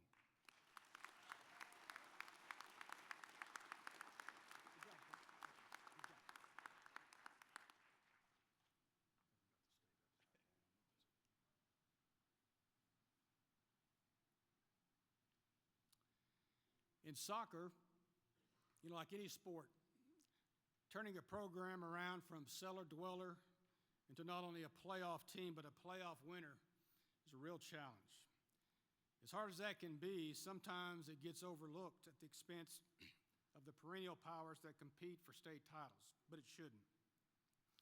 Hutton Sharp of the Tascosa girls has reshaped the program with a lot of firsts and most this past season. Hutton sounds a little bit like another soccer coach, Ted Lasso, when he said, "The most important part of my coaching philosophy is that this is a game, and so it should be fun for us." Well, the 2023 season was certainly fun. Their 12 wins were the most in school history. Their 49 goals were the most in school history. Their 13 goals allowed were the fewest in school history. And the Lady Rebels had their deepest playoff run in school history to the 5A regional quarterfinals. In the postseason, they picked up their first playoff win since 2008. A breakthrough season, to be sure. The Hall of Fame Soccer Coach of the Year from Tascosa High School, Hutton Sharp.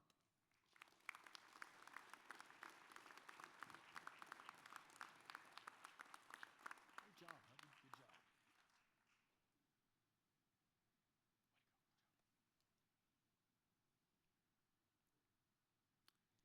In softball, Carlin Tollison of Dumas guided the Lady Demons to a 33-8 record. Not only was it most wins of any area team, the 33 wins were just shy of the number of wins in the previous 3 seasons combined. The Lady Demons, District 4-4A champion, advanced to the regional semifinals with series sweeps of Seminole, El Paso, Bowie, and Randall by a combined score of 102-18. They fell in the deciding Game 3 in the regional semifinals to Sanger, 6-5, as Sanger went on to the state tournament. Along the way, Dumas beat district rival and regional finalist Pampa twice. The Lady Demons were led by Star Cordes, just a sophomore, pitcher with a 19-3 record on 101 strikeouts, and she hit .441 with 9 home runs and was nearly flawless fielder at shortstop. Dumas, which averaged 14 runs a game, scored in double figures in 22 of 41 games and was over 20 runs 5 times. The Hall of Fame Softball Coach of the Year from Dumas High School, Carlin Tollison.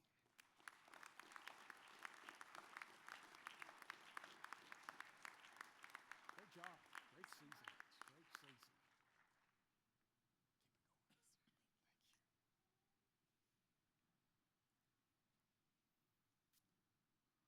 In tennis, James Wells of San Jacinto Christian Academy coached a pair of doubles teams to the Class 3A TAPS state titles. Cody Wester and Zephan Morgan won boys doubles with a 6-3, 6-2 win over a team from Live Oak Classical out of Waco. Then Harley Brabham and Blaine Robinson, both underclassmen, won the mixed doubles crown, 6-love, 6-3, again against a team from Live Oak Classical. The San Jacinto girls won the overall 3A team title for the second year in a row, while the boys were third. Well, James has been doing this for a while at San Jacinto, 18 years to be exact. He started when his girls were in school nearly 20 years ago and hasn't stopped.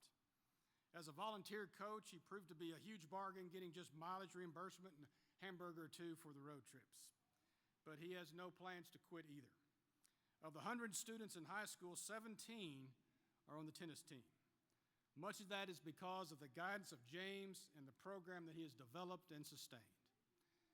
The Hall of Fame Tennis Coach of the Year from San Jacinto Christian Academy, James Wells. Thank you for all you do.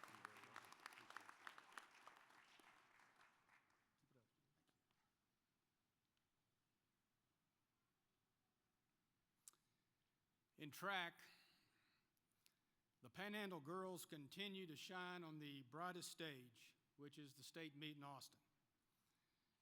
Under the coaching of Corby Maurer, the Pantherettes won or shared their third 2A state title in a row. After winning outright in 2022, Panhandle was tri-champion with 32 points in 2023. Well, last month, Panhandle doubled their point total from the year before with 64 points and shared the crown with Refugio. Panhandle was powered by its state champion 400 relay and runner-up finishes by the 1600 relay, freshman Carly Land in the 300 hurdles, and Nellie Thiessen in the shot put. Just to show you how much a little can mean a lot over 17 events in track, had Nellie thrown her season best, had it been just another inch further, or the 800 relay been a step and a half faster, Panhandle would have won the title outright. The Pantherettes easily won the Region 1 2A meet with 90 points, 28 more than runner-up Ozona's 62. The most impressive thing, though, in all of this is their totals came from primarily 6 athletes, none of them seniors. An example of a coach convincing young athletes that they can do great things. The Hall of Fame Track Coach of the Year from Panhandle High School is Corby Maurer.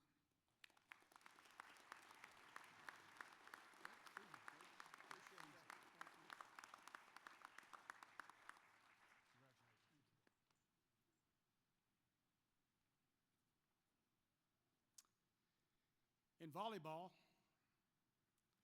Jason Culpepper didn't create the 3A volleyball monster in Bushland. He's just in charge of feeding it. The Lady Falcons have won 7 state volleyball titles since Bushland opened its doors in 2006. In 5 years at Bushland, Jason has led teams to 3 state titles, including last November. Bushland finished with a 43-6 record and defeated a familiar foe in Gunner in 4 thrilling sets, 25-22, 25-23, 20-25, 25-23 for the crown. It was the 3rd time in a row to meet Gunner in the finals. Bushland lost in 2022 and won in 2021. The Falcons were led by outside hitter Abby Howell and setter Mackenzie Sims. In 7 playoff matches, Bushland lost just 1 set. 6 matches were playoff sweeps.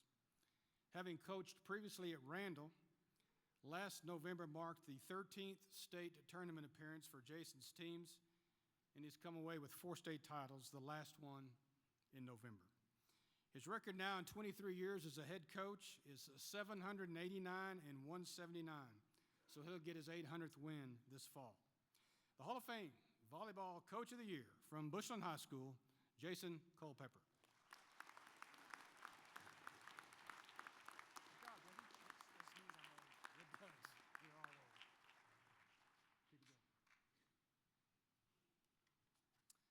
Well, join me, please, in acknowledging our Coaches of the Year for 23-24.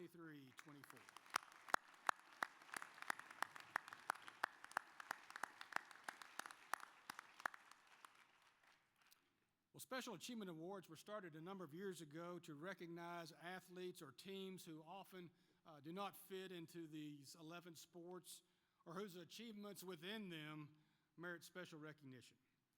Thus the name, Special Achievement. To present them are Kids Inc. Executive Director Jimmy Lackey and longtime Amarillo sports media writer, now broadcaster, and the 182nd member of the Hall of Fame, Lance Lohnert. John?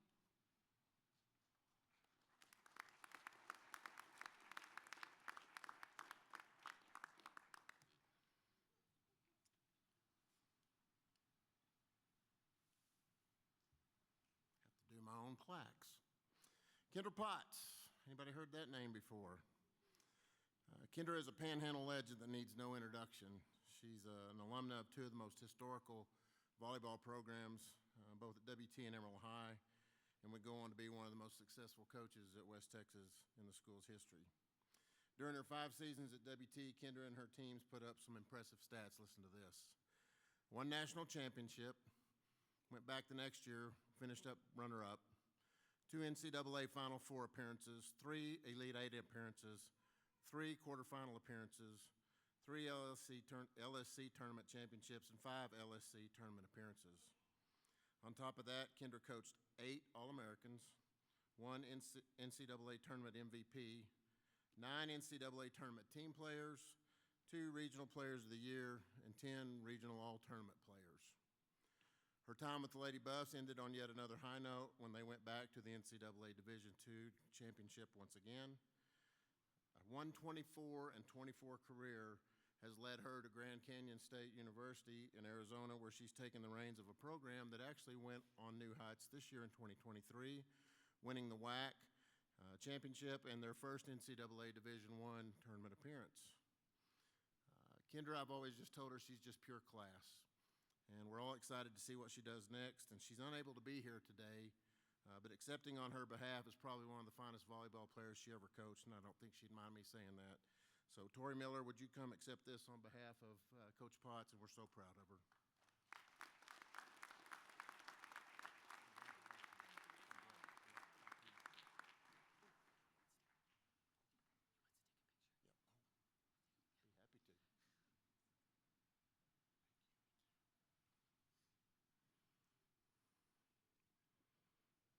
She was taller than me, wasn't she? George Grover. George Grover has played an integral role in the Borger community for longer than many of today's recipients have been alive. He started his career at KQTY Radio in the fall of 1980, helping out in the press box at Borger Bulldog football games. He would go on to cover multiple sports, including boys basketball, girls basketball, baseball, and softball. George is proud to say that he only missed 2 games during his time reporting on Bulldog football. 1 game in 1989 when playing Hereford, his father had passed away earlier in the week. And 1 game in 2001 against Pampa when he took the opportunity to visit Israel for the first time. Of the 979 games played by Borger football since its start in 1927, George has played a role in covering 420 of them, or 44% of those games. His presence in the press box will be greatly missed by the community, as he announced his retirement last fall. He ended his storied career the same way he started it, calling the final Borger game football game on November 9th, 2023. Would you please join me in congratulating our next Special Achievement Award winner on his incredible career, George Grover.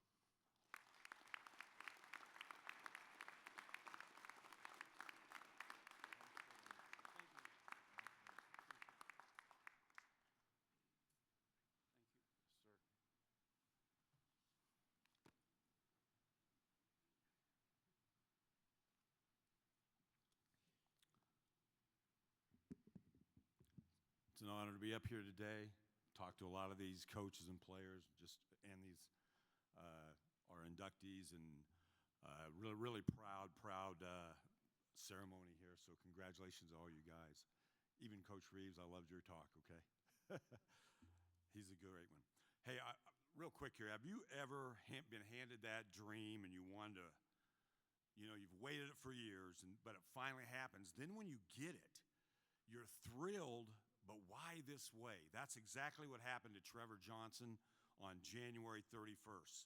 That's the day when the heart and soul of the Randall boys basketball program, Coach Leslie Broadhurst, was diagnosed with a brain tumor. And Johnson had been the assistant for 10 years at Randall and under Coach Broadhurst. But when you move that one seat over, that interim seat over, it was a heavy weight attached to that thing. And Randall had been on a season-long roll. They came off a state appearance last year. They were sitting at 25-3, 10-0 in district. And what Johnson did was step up and keep that Randall float a boat and then some. The Raiders were 9-1 under Johnson, completed an undefeated district season, 14-0. Won by district thanks to KJ and the boys by 69, won area by 70 points, and then advanced to the state tournament for the second time in school history by beating Canyon 56-53 in a classic regional final.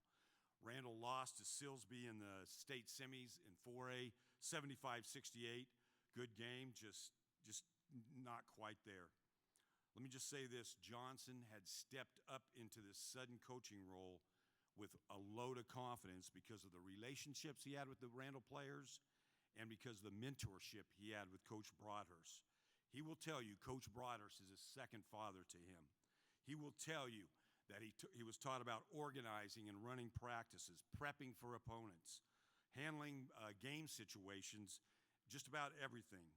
Plus, whenever Coach Broadhurst could get there to practice, he would help out and on the bench. Johnson was interviewed several times during those 10 games, and he always gave credit to Coach Broadhurst and the players first. But we all know it took a special person and a terrific coach to get that job done, and that was Trevor Johnson. And good things happen to good people still. When Coach Broadhurst decided to finally step down, and now he's going to be inducted shortly into the Hall of Fame, Trevor Johnson was named the new boys basketball coach, the second boys basketball coach at Randall High. So let's hear it for the 2024 Panhandle Sports Hall of Fame Special Achievement winner, Trevor Johnson.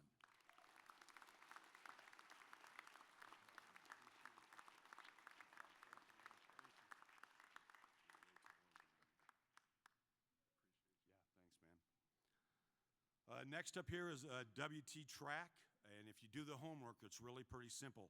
As outstanding as the athletic programs are at WT, that includes recent volleyball national championships, softball national championships, men's basketball made the national final. It's on the track where West Texas shines the brightest, and that was the case this year. Under the guidance of Matt Stewart, my opinion, one of the most underrated coaches in this neck of the woods, West Texas finished the Division II Outdoor Championships as runner-up in men and 6th in the women's. He double dips. He coaches both those teams as the director of track and field and cross country. The men won 4 national events. The women won 2. Before nationals, WT dominated the Lone Star Conference meet, capturing both the men and women titles, winning 20 individual events. When it was all said and done, WT, this 1 year in track, was rewarded with 23 All-Americans. And as well, Coach Stewart pulled off the rare double as the U.S. Track and Field and Cross Country Coaches Association names a national regional coach, and both those went to him as the men and women. That marked the 17th time that Coach Stewart had been honored that way, and he's coached 183 All-Americans at WT as the head coach and as the assistant coach in his 14 years. Also, WT's assistant coach, Zach Daniel, was named the Assistant National Coach of the Year. Also, two of WT's last three sprinters the last 3 years, one Benjamin Azamati and Isaac Boticio, will be running for Ghana this summer in the Paris Olympics. The young man who was supposed to accept the plaque today bolted out. He is a national champion after-all runner, so we will give that plaque to Coach Stewart, but let's hear it for him.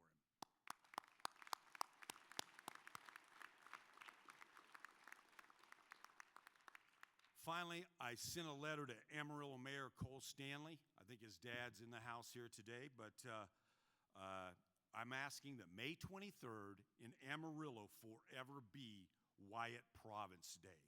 It has to be that way.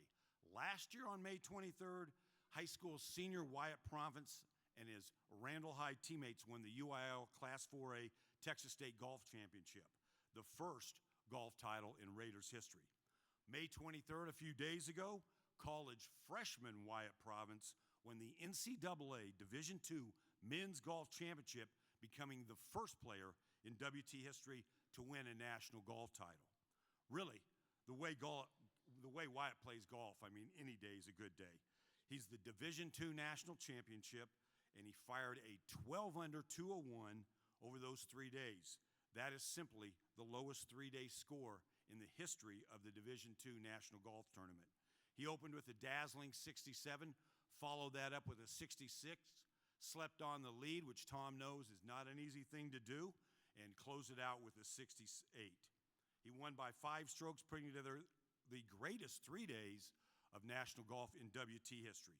Wyatt was awarded the 2024 Arnold Palmer National Individual Champion Award, first team peeing All-American, and he claimed the 2024 NCAA Division II Phil Mickelson Outstanding Freshman Award.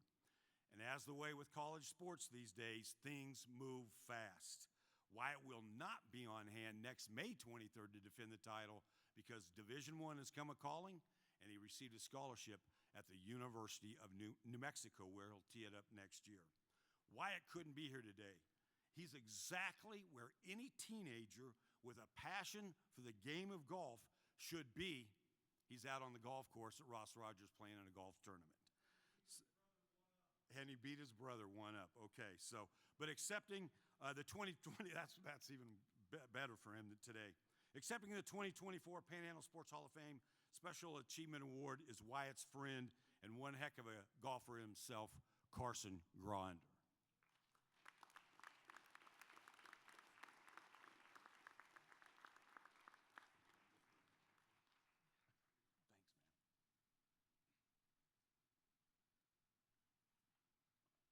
Thank you, Lance.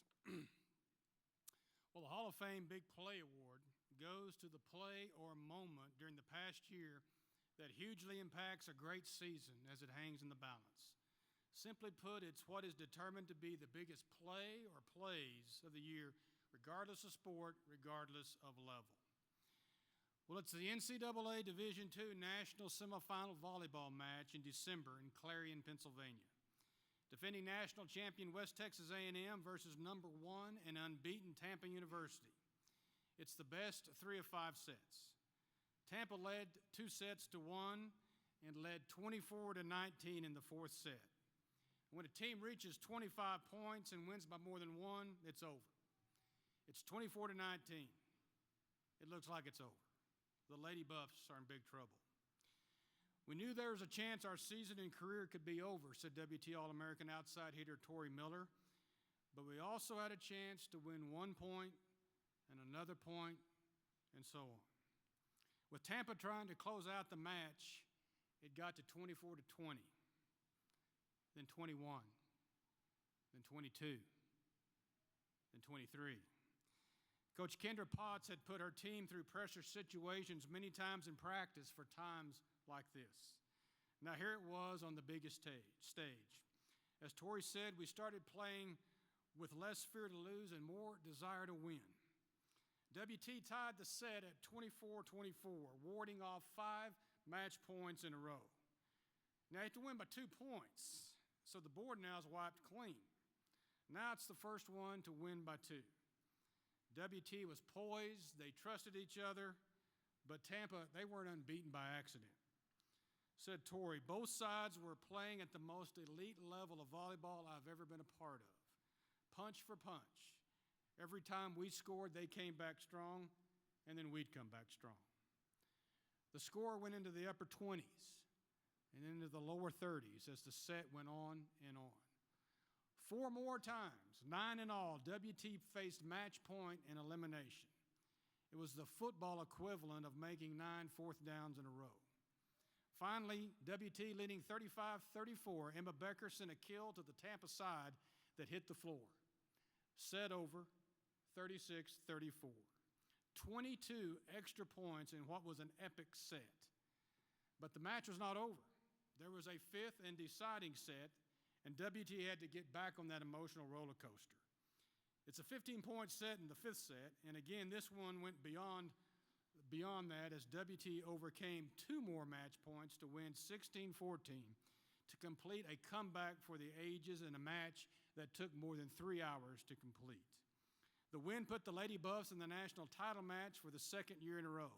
And even though WT fell to Cal State LA, it doesn't take away from what it took to get to that final match.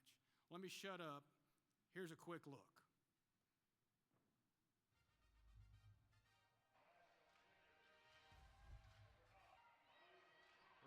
Passes for Saputz.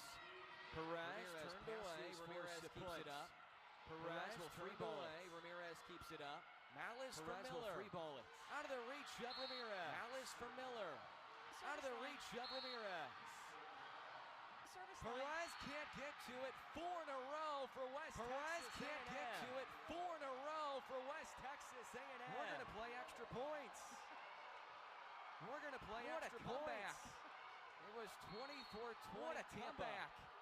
It was 24-20 Tampa. Ramirez sends it for Saput. Perez denied. Sends it for Saput. Perez denied. Malice and Contreras running towards it. Becker gets it across. Contreras running towards it.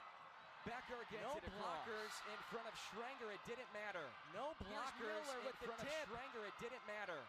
Here's Miller with the tip. Perez sends it too deep. Perez sends it too point deep. For the Lady Buffs. Set point for the Lady Buffs. This is who the Lady Buffs won at the service line. Contreras, statistically the Lady Buffs won at the service line. Contreras, statistically the best server. She's been good tonight. Not a good pass by Schrenger. Bump set out of system. Tip. Not a good pass by Schrenger. Bump set out of system. Tip. Becker again for the right side. Alice got to it. Block kept it up Becker for Tampa. Again for the right side. Vasky turned away. Carpenter. Vasky turned away. Carpenter. On the double stuff. Off the bench. Talk about being ready when your number's called. On the double stuff. Talk about being ready when your number's called. They go with Carpenter. And it was for blocking purposes. In the match, they go with Carpenter. And it was for blocking purposes. Canyon native Contreras. Sends a good Canyon native Contreras. Pushed by Dufresne, overpass to the Lady Buffs. Pushed by Dufresne, overpass to the Lady Buffs. Flies towards the seat. For what a comeback for Flies towards the seat. What a comeback for West Texas A&M. Oh my gosh. An absolute stunner. An absolute stunner. Hey.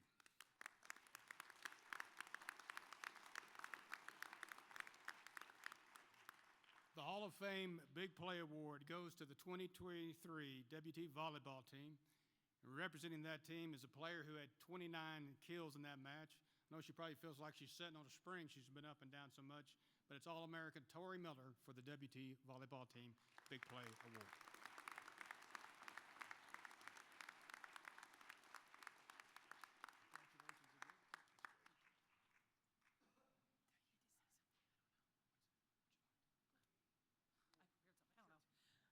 I wasn't sure if I needed to talk or not, so I prepared. So before the Elite Eight, they hold a banquet where they announce all the All-Americans and everything that's happened throughout the year. And each team was allowed to send one representative up onto the stage to give a speech representing the season, things that had happened along the way, just to recap and basically to say, like, we're grateful to be here. And so I thought it'd be fitting to share that speech with you guys. So before any of this even started, this is the speech that was given. It starts with a verse, Matthew 5:41. If anyone forces you to go 1 mile, go with them 2 miles. As I reflect on the 2023 season and even my career as a Lady Buff, I'm reminded of this verse. Our program is built on several pillars, but most importantly, servant leadership and gratitude. Servant leadership is a principle that is based on serving each other no matter the classification, playing time, or even the amount of energy you have left after a long day. It is obvious that we're expected to do hard things together on the court, but what makes this place so special is the ability to step outside of the sport and find true care for one another. To build off of this idea, as a program, we start each morning stating our gratitude for the day, which can range anywhere from the girl standing beside us to ranch dressing, as well as our intention for the day, which can be anywhere from having good feet to ball to being an academic weapon. We began this season with the mantra, #BigTrust, to remind ourselves that we have strength in numbers and that on our hardest days, we have 25 other people to lean on. This season has been nothing short of special and is full of memories that remind me how strong and capable we are when we fight together. I love each one of my teammates and coaches very dearly, and I have never been more proud to be a Lady Buff.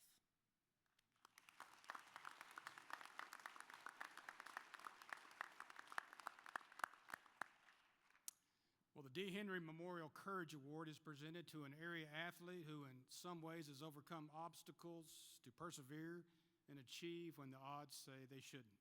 To present this award is Lance Slaughter. Lance? Inspirational athletes are just different. All it takes is once to see these athletes perform, and you just know inspiration when you see it. And it's not that they go out and win every time. It's when you see them in your element, you see an athlete with a unique determination, a special personality, a will to work harder than the person next to them at their craft, and really simply a love and passion for competition. That's what it's all about. And that is definitely Randall High's Tally Brandt. In a wheelchair her entire life, Tally, and this is with the help of a very loving family and coaches like Joe Chris Rodriguez, she refused to sit out watching life go by, and instead she is participating, and participate she does. At the 2024 UIL State Track Meet, Tally put on one of the top performances in the history of the wheelchair competition at the state meet. She simply stole the show. Tally started out that morning in the shot put with all 6 of her throws, the longest 6 throws in the entire competition, her winning toss coming at 16 feet, 1 3/4 inches. That night, Tally claimed silver in the 100-meter race with a time of 22.85 seconds, then won her second gold in the 400, going 1:37.97. What a day. 3 events, 3 medal stands, 2 golds, 1 silver. Tally is famous in the halls of Randall High for her smile and her fist pump. She also has 2 of her biggest fans in Principal Stephen Singleton and track coach Jenna Jesko, definitely massive fans. Singleton told me, what most of us consider obstacles, Tally sees as opportunities. Many people search for inspiration. I'm going to help you out. I see it daily, and it's right in front of me whenever I see Tally. Jesko said Tally is just a super hard worker who always is asking different ways to get better, stronger, and faster. She does a great job in the weight room and is always encouraging to her teammates. I don't really ever talk to her about being in a wheelchair. We really just talk about workouts in school. She beams with Raider pride and always does her best in any role she is in. And the best news for Coach Jesko and Randall, Tally is only a sophomore. She'll be getting it done a couple more years for the Raiders. Tally couldn't be here today. She is at a camp.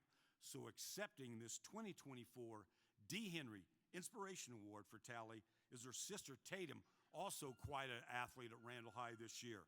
Let's hear it for Tally.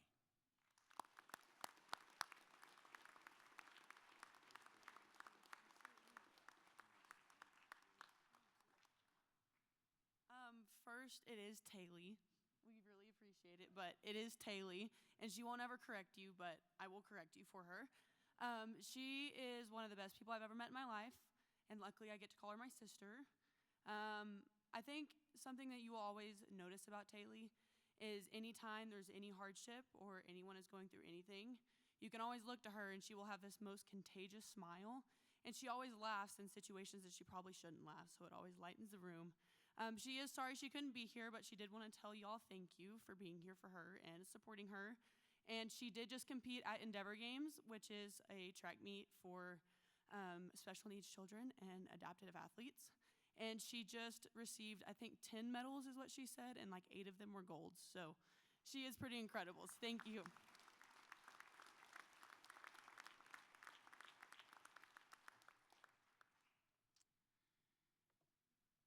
And now to the climax of our ceremonies, the final 2 inductions in the Texas Panhandle Sports Hall of Fame.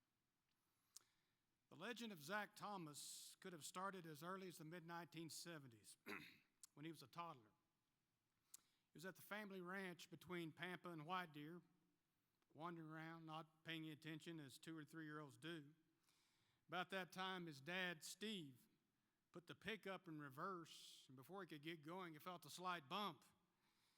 He got out, and much to his horror, his youngest son was picking himself up off the ground. He wasn't even crying. He was okay. The truck fender, not so much. By the time he was 14, Zach was a starting middle linebacker for the White Deer Bucks as a freshman. Bart, his older brother, was the quarterback. Together, they led White Deer to a 15-0 record in the 1A 1988 state title. Zach transferred his last 2 years to Pampa. It was there under Coach Dennis Cavalier and defensive coordinator Max Plunk that Zach learned how to read keys, how to correctly anticipate, how to shed blocks, and use his quickness to constantly play downhill. He was a 2-time All-State performer for the Harvesters. He'll return, by the way, in September as the Harvester Field will be named in his honor. In what would be a theme and a terribly incorrect one, not many thought that Zach could play at the next level. Too short, not big enough, not quite fast enough. Texas Tech and Oklahoma State were the only major programs to offer him. This overlooked linebacker chose Tech, and everyone would soon know his name. Today, his name is inscribed in Jones Stadium in the school's select Ring of Honor. As good as he was at White Deer and Pampa, at 230 pounds, he was better at Tech. He was a dominant presence for the Red Raiders in the last days of the Southwest Conference. Those same intangibles, quickness, instincts, an unquenchable work ethic, and a hunger to prove his critics wrong, it drove him to greatness. He was a 3-year starter, and his last 2 years in 1994 and 95 set him apart. All Southwest Conference both years. As a junior, he was a second-team All-American. As a senior, he was a unanimous first-team All-American. He had 390 tackles in his career, and his late pick 6 against A&M in 1995, one in which he stumbled his way into banging Bertha the Tech victory bell, will live in Red Raider lore. Those 3 seasons eventually would have him inducted into the College Football Hall of Fame in 2015. The NFL, like the colleges, well, they were skeptical. Just not big enough, just not fast enough, just not tall enough. And that just fueled Zach's fire. Say he can't do something was all he needed to hear. Dolphins coach Jimmy Johnson was intrigued and took him in the 5th round of the 1996 draft. Intrigue and turned into excitement as Zach unseated veteran Jack Del Rio in training camp and would become the AFC Defensive Rookie of the Year in that season. For the next 12 seasons, Zach Thomas was as good as any linebacker in the NFL and made scouts who didn't think he could play at the highest level look foolish. 7 Pro Bowls, All-Pro 5 times, named to the All-Decade Team of the 2000s. 11 seasons he had more than 100 tackles, topping 156 times and leading the NFL twice in tackles. He also intercepted 17 passes in a career that spanned from 1996 to 2008. And then there's this. He was also smart, a thinking man's football player who studied the game like few others. It was like having a defensive coordinator on the field. Said Peyton Manning, the most unnerving thing about playing Miami was Zach Thomas calling out all of your plays. He caused the most problems for me of any player I ever faced. For 10 years, he has been eligible for the Pro Football Hall of Fame. Finally, the call came in early 2023 that he would be among the class of 9 that was inducted last August, and fittingly, by Jimmy Johnson. It's a place reserved for the best of the best, and Zach Thomas fit right in. He has long made his home in South Florida with wife Maritza, their son and 2 daughters, but he has never forsaken his roots. I could be up here for hours with Zach's stories, but let's just leave it at this. He's the best football player in the history of the Texas Panhandle. He really wanted to be here, but he could not be here today. But from his home near Miami, from White Deer, Pampa, Texas Tech, and the Miami Dolphins, the 206th member of the Texas Panhandle Hall of Fame, Mr. Zach Thomas, sends this message. There isn't a better place to grow up in the Texas Panhandle, in my opinion. You know, I really enjoyed my childhood and had great memories there. The Panhandle was so good to my family. It still is. And, you know, anytime I've ever been honored over the years, I'm proud to represent the small town, man, small town Texas. I was blessed to have some great coaches there in the Texas Panhandle. And that goes back all the way to middle school. A guy named Terry Cox groomed me and taught me well to get me prepared to step into varsity as a freshman at White Deer, Texas. Wendy Williams as our head coach, and for him to put me in as a freshman, my confidence went sky high, especially with that year being with that great team and great leaders that they had as seniors. We went all the way to state, went 15-0, and that's one of the best memories of my lifetime. And then I went off to Pampa. I transferred. That was a big move for me because that move and choice to move to Pampa, it was hard, but it was a great choice when it came to my football knowledge and who impacted me coach-wise and took my game to another level, and that was Dennis Cavalier. I wouldn't be sitting here today if it wasn't for that move, for meeting Max Plunk and then Dennis Cavalier. I wouldn't be sitting here today giving this talk. I had the doubters, you know, I called them haters back then, but I had them every level. But I thank God for those haters and doubters because it drove me, it fueled me.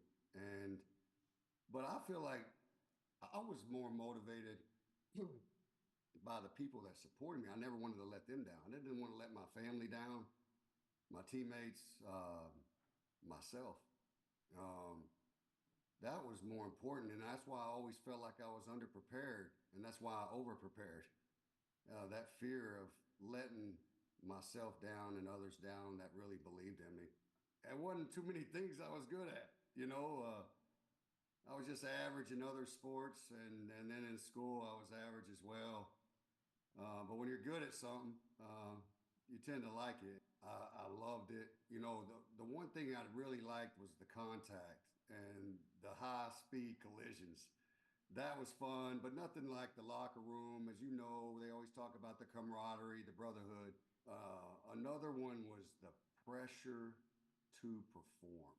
Like every play, every snap has a winner and a loser. And that pressure you put on yourself for each play, for each game, you're evaluated. I miss that pressure. I loved it. I was, you know, especially even getting off into the NFL. Man, come on, man. I was never going to take it for granted. Message to these kids.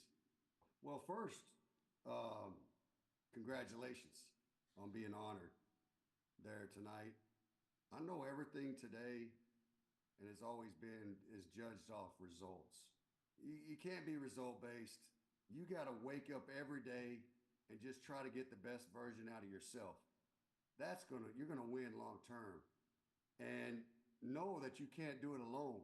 To get the best out of yourself, you have to pick great friends. You got to put great people around you.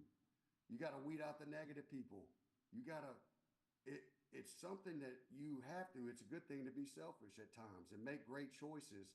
But if you just wake up every day and continuously work at your craft and try to get better and work on yourself, you're going to win in life no matter the result.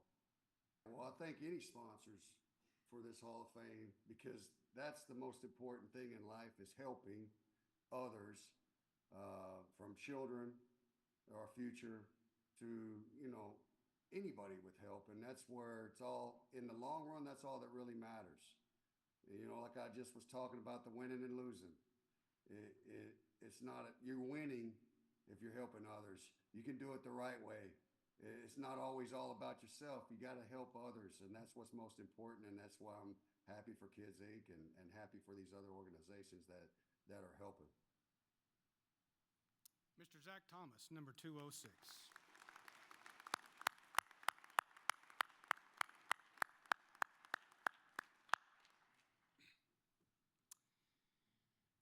So many of the major decisions in Leslie Broadhurst's life proved to be the correct choice. Starting at age 8, when he and his dad, Baptist pastor Charles Broadhurst, rode the charter bus to Hale Center football games. It was an exciting time to ride with your dad and going to the Big Owl football games. Even at that age, Leslie was smart enough to believe that he probably wasn't going to make it as a pro athlete, but he just loved to be around sports. He told his dad he wanted to coach. His dad told him, well, son, that'd be great. God could use you as a coach as well as he could any other profession. Well, what kind of coach? Well, about 10 years later, Leslie was a two-sport athlete at Lubbock Monterey High School. As a defensive back for the football Plainsmen, they played a November game in Hereford. A blizzard hit during the game. The temperature dropped, the wind howled, and Leslie, he was sure his toes were frozen. Leslie, who hated the cold then and hates it now, made the decision that night to be a basketball coach where the snow has yet to pile up on the gym floor. After graduation from Texas Tech and 2 years at Lubbock High as an assistant, Coach Broadhurst joined the basketball staff in 1984 at Borger under Dwayne Hunt, who a decade before had turned the Bulldogs into a state powerhouse. During his time at Borger, the Canyon ISD was adding another school. Randall High School was its name. The thought of being the first at a new school excited Leslie. He wanted the job. Bad. Real bad. Real bad.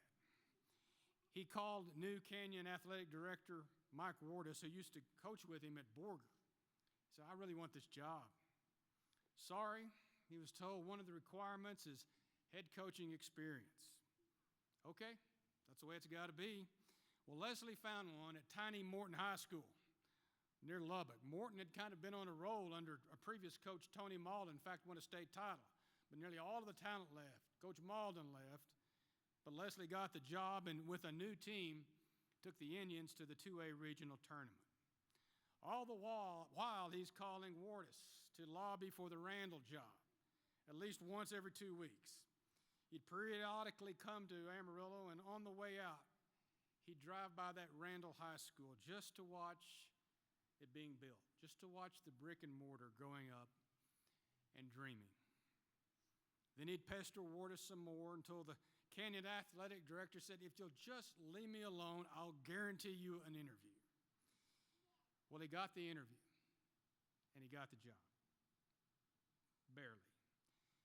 The school board vote was so close, Wardis advised him not to take it. Yeah, well, that wasn't going to happen. Leslie was convinced he could win the naysayers over. Mike Wardis said, well, I think you're dumb, but come on. So beginning in the 1988-89 season, with more than a few skeptics, started one of the most remarkable boys' high school basketball coaching careers in Panhandle history. 703 wins, third all-time in the area by a boys' coach. 19 20-plus win seasons, 9 district championships, 10 times to the regional tournament, 7 times to the regional tournament finals, twice to the state tournament, all at one school. His dad, as a Baptist pastor, moved the family many times. A long time ago, he told his son that they had to do it all over again. He'd find one place, make it as good as he could, and stay. His father, who passed away just a little more than 2 weeks ago, gave him some valuable advice. That's what his son did for 36 years, the longest tenure ever at one school for a basketball coach in Texas Panhandle history. You know, one of the hardest things in coaching is to be consistently good. Much easier to have 2 or 3 really good years than fall off for an extended period and come back. Well, the Raiders never did that. But until 2023, they could never get to the state tournament. 5 times they got to the regional tournament finals, the last step before state. 5 times they lost, including 4 in a row from 98 to 2001. Maybe it just wasn't meant to be. And if it's not to be in his career, so be it. He'd had a fun ride.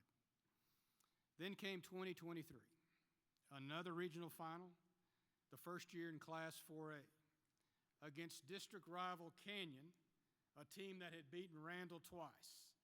This time it was the Raiders that finally got their coach to the Final Four with a 58-44 win. Leslie called it his coaching career highlight.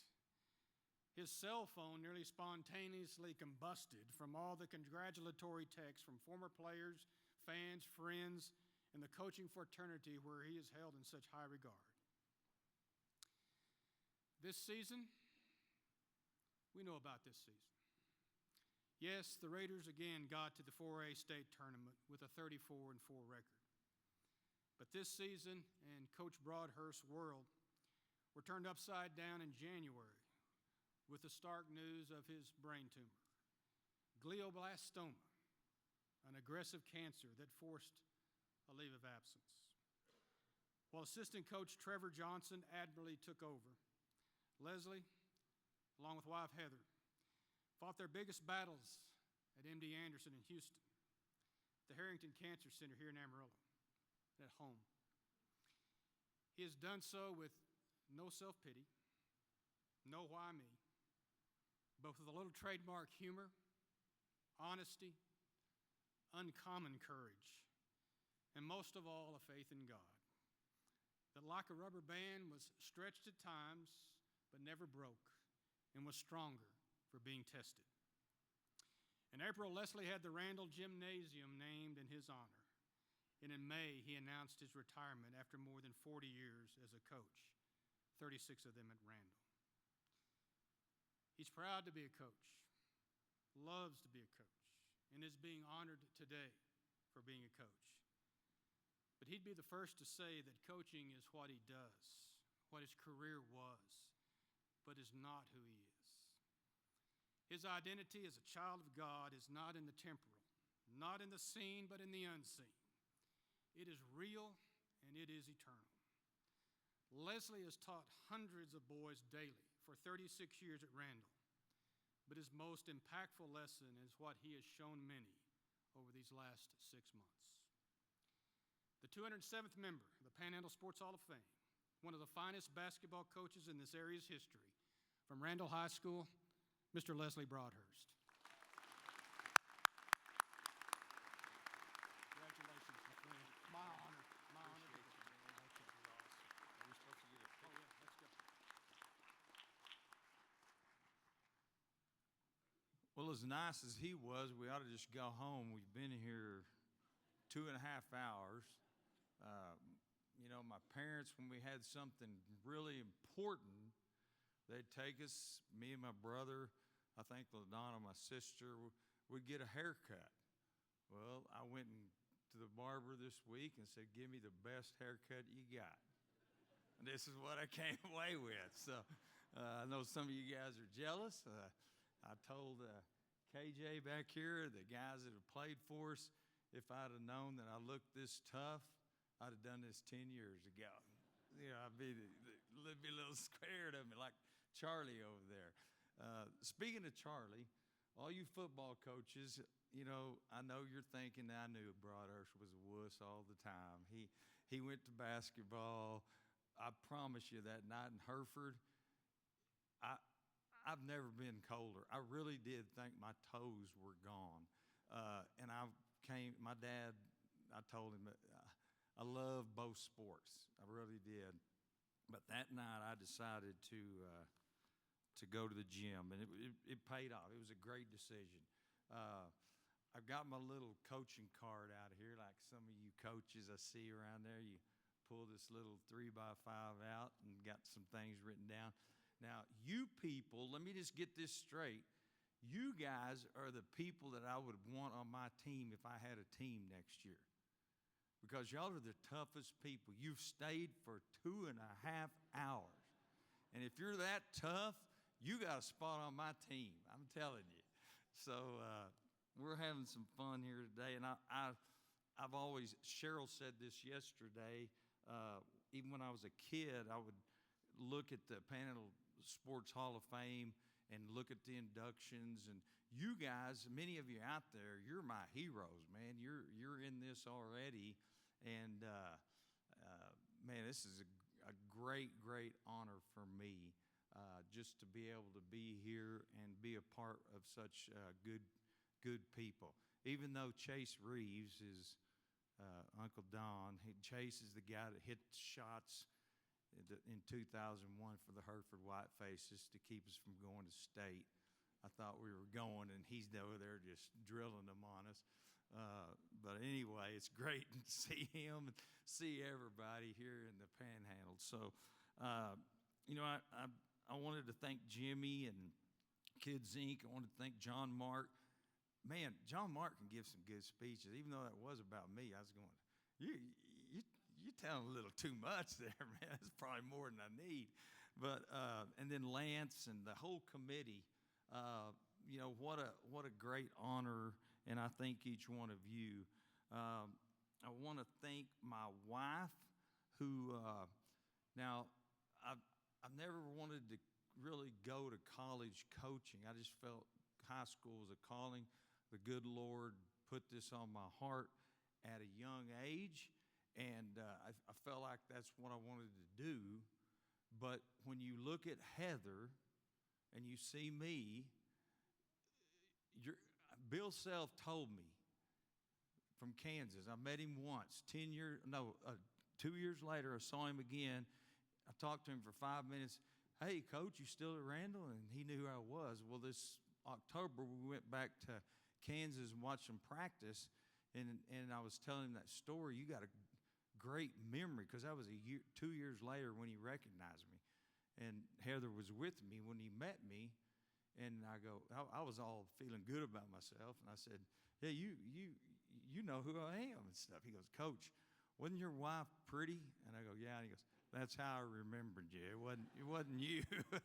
He said, that's how I remember a lot of coaches. So anyway, my point is, I could recruit. If I wanted to go to college, I know I could do it, because you need to recruit. So that's the only way I got Heather. It's not my looks. Okay, I could talk, I could talk her into it. But she's been so sweet, and for our whole married life. And through this time, it has been amazing the way she has taken care of me and been there for me. And I love you, Heather.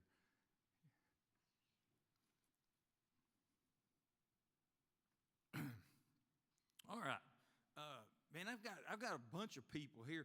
I could introduce all of them, but they told us to make this 5 minutes. I think I've already gone 5. At the gym dedication, they told us to go 10, and I went 23. But you guys hang in there. I'll make it quick. All my family members, please stand up. We got some tables here. And I've got my brother Lance, his wife Shonda. I've got my sister LaDonna, her sons Stephen and Lindsay. I've got my aunt Maylin, my mom's sister. I've got Jordan and Becca. We got Mare down here, my granddaughter, Kennedy, my other granddaughter. And then we've got Brooke, my daughter, who grew up a Randall Raider. She was a cheerleader. We've got Blair, Randall Raider, played for us. Jonah and Jacob aren't here today. We got a grandbaby. As soon as we get done with this, Heather's probably saying, hurry up, because we're getting in the car and going to Arkansas to see a brand new grandbaby. So that'll be fun. And then we've got, who's not here? Roy and Karen, yeah. Heather's parents, better not forget them. My in-law, they still don't know whether I'm the right guy or not. I don't think. No, that's a joke. Okay, they're very supportive and nice. And then Whit, my other grandson's not here. We've got 5 grandkids now, and Palmer, our little one's a 1. She's not here. But man, this is what it's all about. And you guys that coach, hey, family's more important than winning games. It really is. And especially when you get older, you realize that even more. But I've just been blessed with a great family. We've mentioned Mike Wardis, guy that hired me, and I really did just bug him so much that he finally said, brother, if you'll just shut up, I'll give you the job. And he and I are great friends, man. He's been great, supportive. All of our principals at Randall, John Lemons, Marie Moat, Steve Williams, and Stephen Singleton. And the toughest of all 4 of those was the lady, Marie Moat. I didn't even walk down the hall. I walked like a soldier in front of that lady. She put the fear of God in you, but she was a great principal. Assistant coaches, Barry Stevens. Raise your hand, Barry. Barry was a head coach before, and he stayed with us for 15 years. And he did a lot of great things at Randall, and then he went on to Happy later, and he actually coached Trevor his senior year at Happy. So, Barry, I appreciate you, brother. You're a great friend and done a lot of great things for me. Then we haven't had that many assistants. Jim Kinnear followed him, and then Kyle Johnson, Steve Pearson, and then Trevor. Trevor came in 10 years ago. We hired him to be a junior high coach for 2 years, and then he bumped up, and he's been with me. And seriously, when I had this deal happen this year, he's been ready to be a head coach for the last 4 or 5 years. So I had no doubt that he was going to do what he did, and I'm so grateful for him. He's done so much for me and our program. And the great thing is now I get to go up there and sit in the stands. What's going on, Coach? Come on, let's get it. I can yell at him. I'm just kidding. I'm not going to. But he's great, and he's going to do great things at Randall. I think the girls' coaches that we've had, Ron Berry was 1 year. Then my friend, one of my great friends of all time, Jim Wilcoxon, probably the funniest guy I've ever been around. I've got some good jokes that some of you guys, Joe, Bob, all you guys know. All of us have told them. I think Marcia knows Wilcoxon jokes too.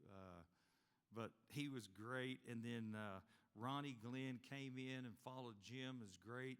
And then Brooke Walthal's been there, and she is awesome. It's just been great having all these people. But probably of all of those people that work with at Randall, the group that I owe the most to are the players. I mean, we've had some great players, great kids, and we tried to, build the program where being a good man is just as important, probably more so than being a good basketball player. KJ back here, I noticed that he did. Now, guys, he hasn't had his hair cut up on the sides. I think he saw me, and he's starting to get this look. Next time I see him, he'll probably be bald. But guys like him, man, what a great player. What a great person. and I just love being around kids. Somebody told me that I'm 65, and I feel like I'm 35, because I'm around these guys. They teach me a few songs. Some of that song, you got to put that clean on there, because these people that do this singing nowadays, well, they say some stuff. And my dad, if I said it in front of him, he'd have got the belt out, put me on the bed, and whip me for 2 days, on that stuff. But anyway, I stay young. It's fun. It's been great. The last thing I just wanted to mention is I am grateful to God. I am grateful that I felt like it's a ministry that a coach has an opportunity to be a great influence in people. And what ends up happening, you guys that coach, I know Don and Rick, the coach at WT, all of them, even college coaches, what's great about it is, what ends up happening is the players bless you probably more than you bless them. And you learn a lot from them. And man, it's just been a great experience for me. John Mark mentioned my other thing there. When I was really young, I knew I wanted to coach. And so I think that the guy that hired me was Larry Christian from Lubbock High. I was his assistant to Dwayne Hunt at Borger. He mentioned him, one of the greatest men on earth. He's 80 years old, and just a great coach who I learned a lot of things from. Randall's been my home. It's been great. I think as a coach, you got to change. You got to be willing to change. I mean, we were in zone for like 30 years. Then we got some guys that were pretty quick, and we went and ran some man. And everybody said, "Why don't you run man, coach?" I said, "Well, if some of your guys are as slow as I am, you can't run man as good. You gotta get it." And it seems like we'd always have one guy that kind of slowed us down a little bit, but we had great players and we made it work. And change was important. And then I think that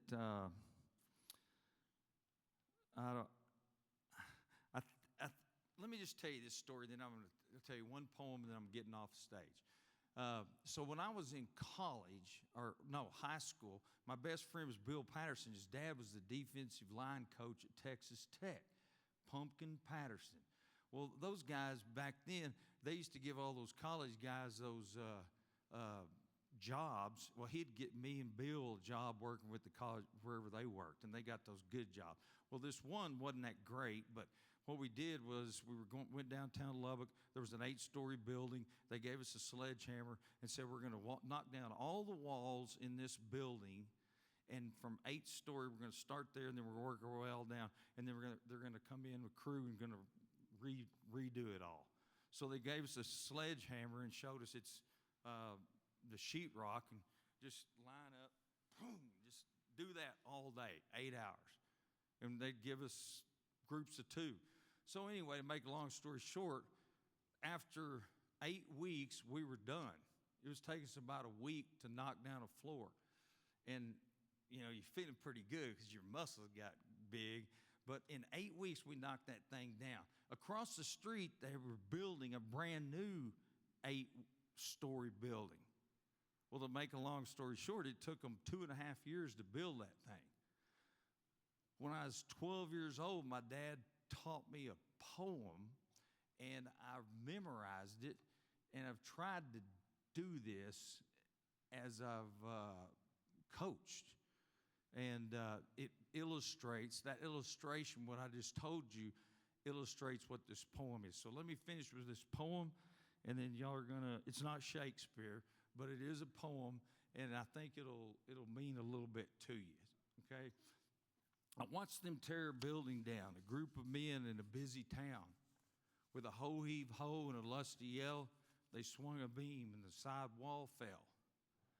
I asked the foreman, "Are these men skilled, the kind you would hire if you were to build?"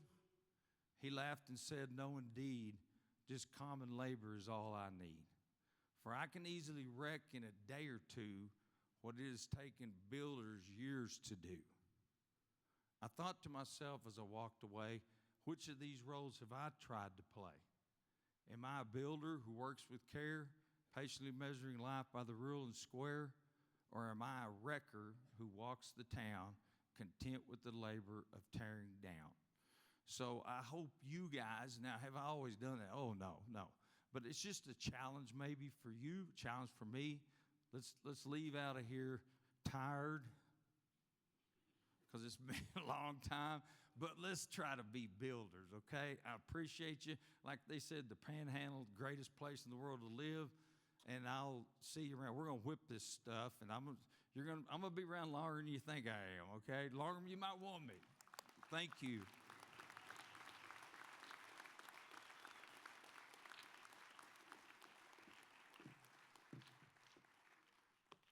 If you don't mind, could you take this with you?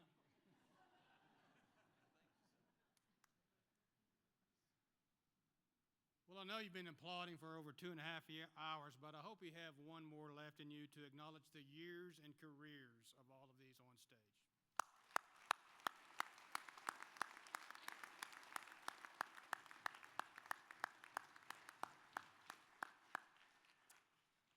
Okay, let's move on to the second half of the program here. Y'all are grabbing your program. Wait a second. Before we close, a couple of thank yous. First of all, these ceremonies wouldn't be close to what they are today if not for the work of Stacy Knight, Kiva Bell, Ashley Hillenbrandt, and others at Kids Inc. I know Jimmy's mentioned it. They deserve to be mentioned again. We'd probably be in a parking lot somewhere handing out awards out of the back of a pickup if not for them. They have just done an incredible amount of work and heavy lifting to make this possible, and they have a J job too, so a salute to them. Thank you to Joe Luscombe and the crew at New Day Productions. Kind of like the Wizard of Oz, they are back behind the curtain, pulling levers and making our video presentation possible.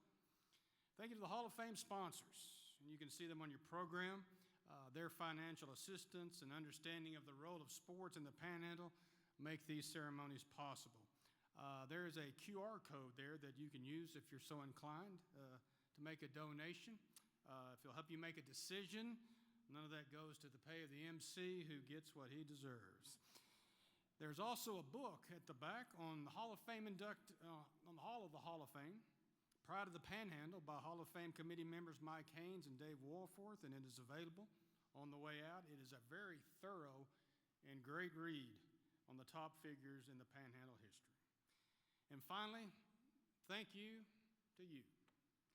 I know you've been here a long time, but it's a necessary long time to give proper recognition and honor to all these athletes and coaches. Your presence is our present.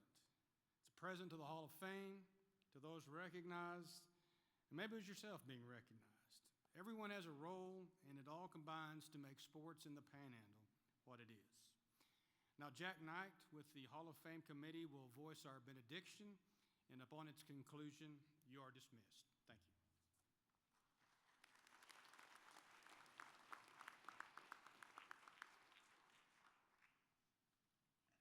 Thank you. I just wanted to say, the boys and girls here have done a super job of just sitting there and watching this for the last 2.5 hours. I've looked at you guys. Y'all done a great job, okay? Really, being patient and everything. All right, let's pray.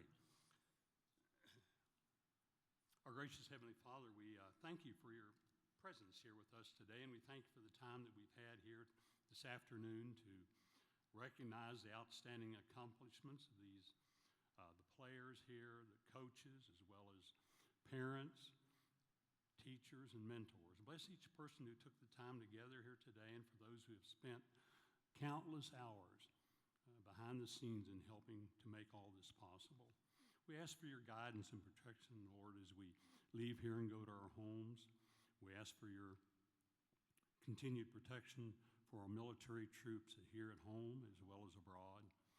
And also give wisdom to our local and national leaders. And now may the Lord of peace himself give you peace at all times and in all ways. The Lord be with you all. In Jesus' name, amen. Y'all can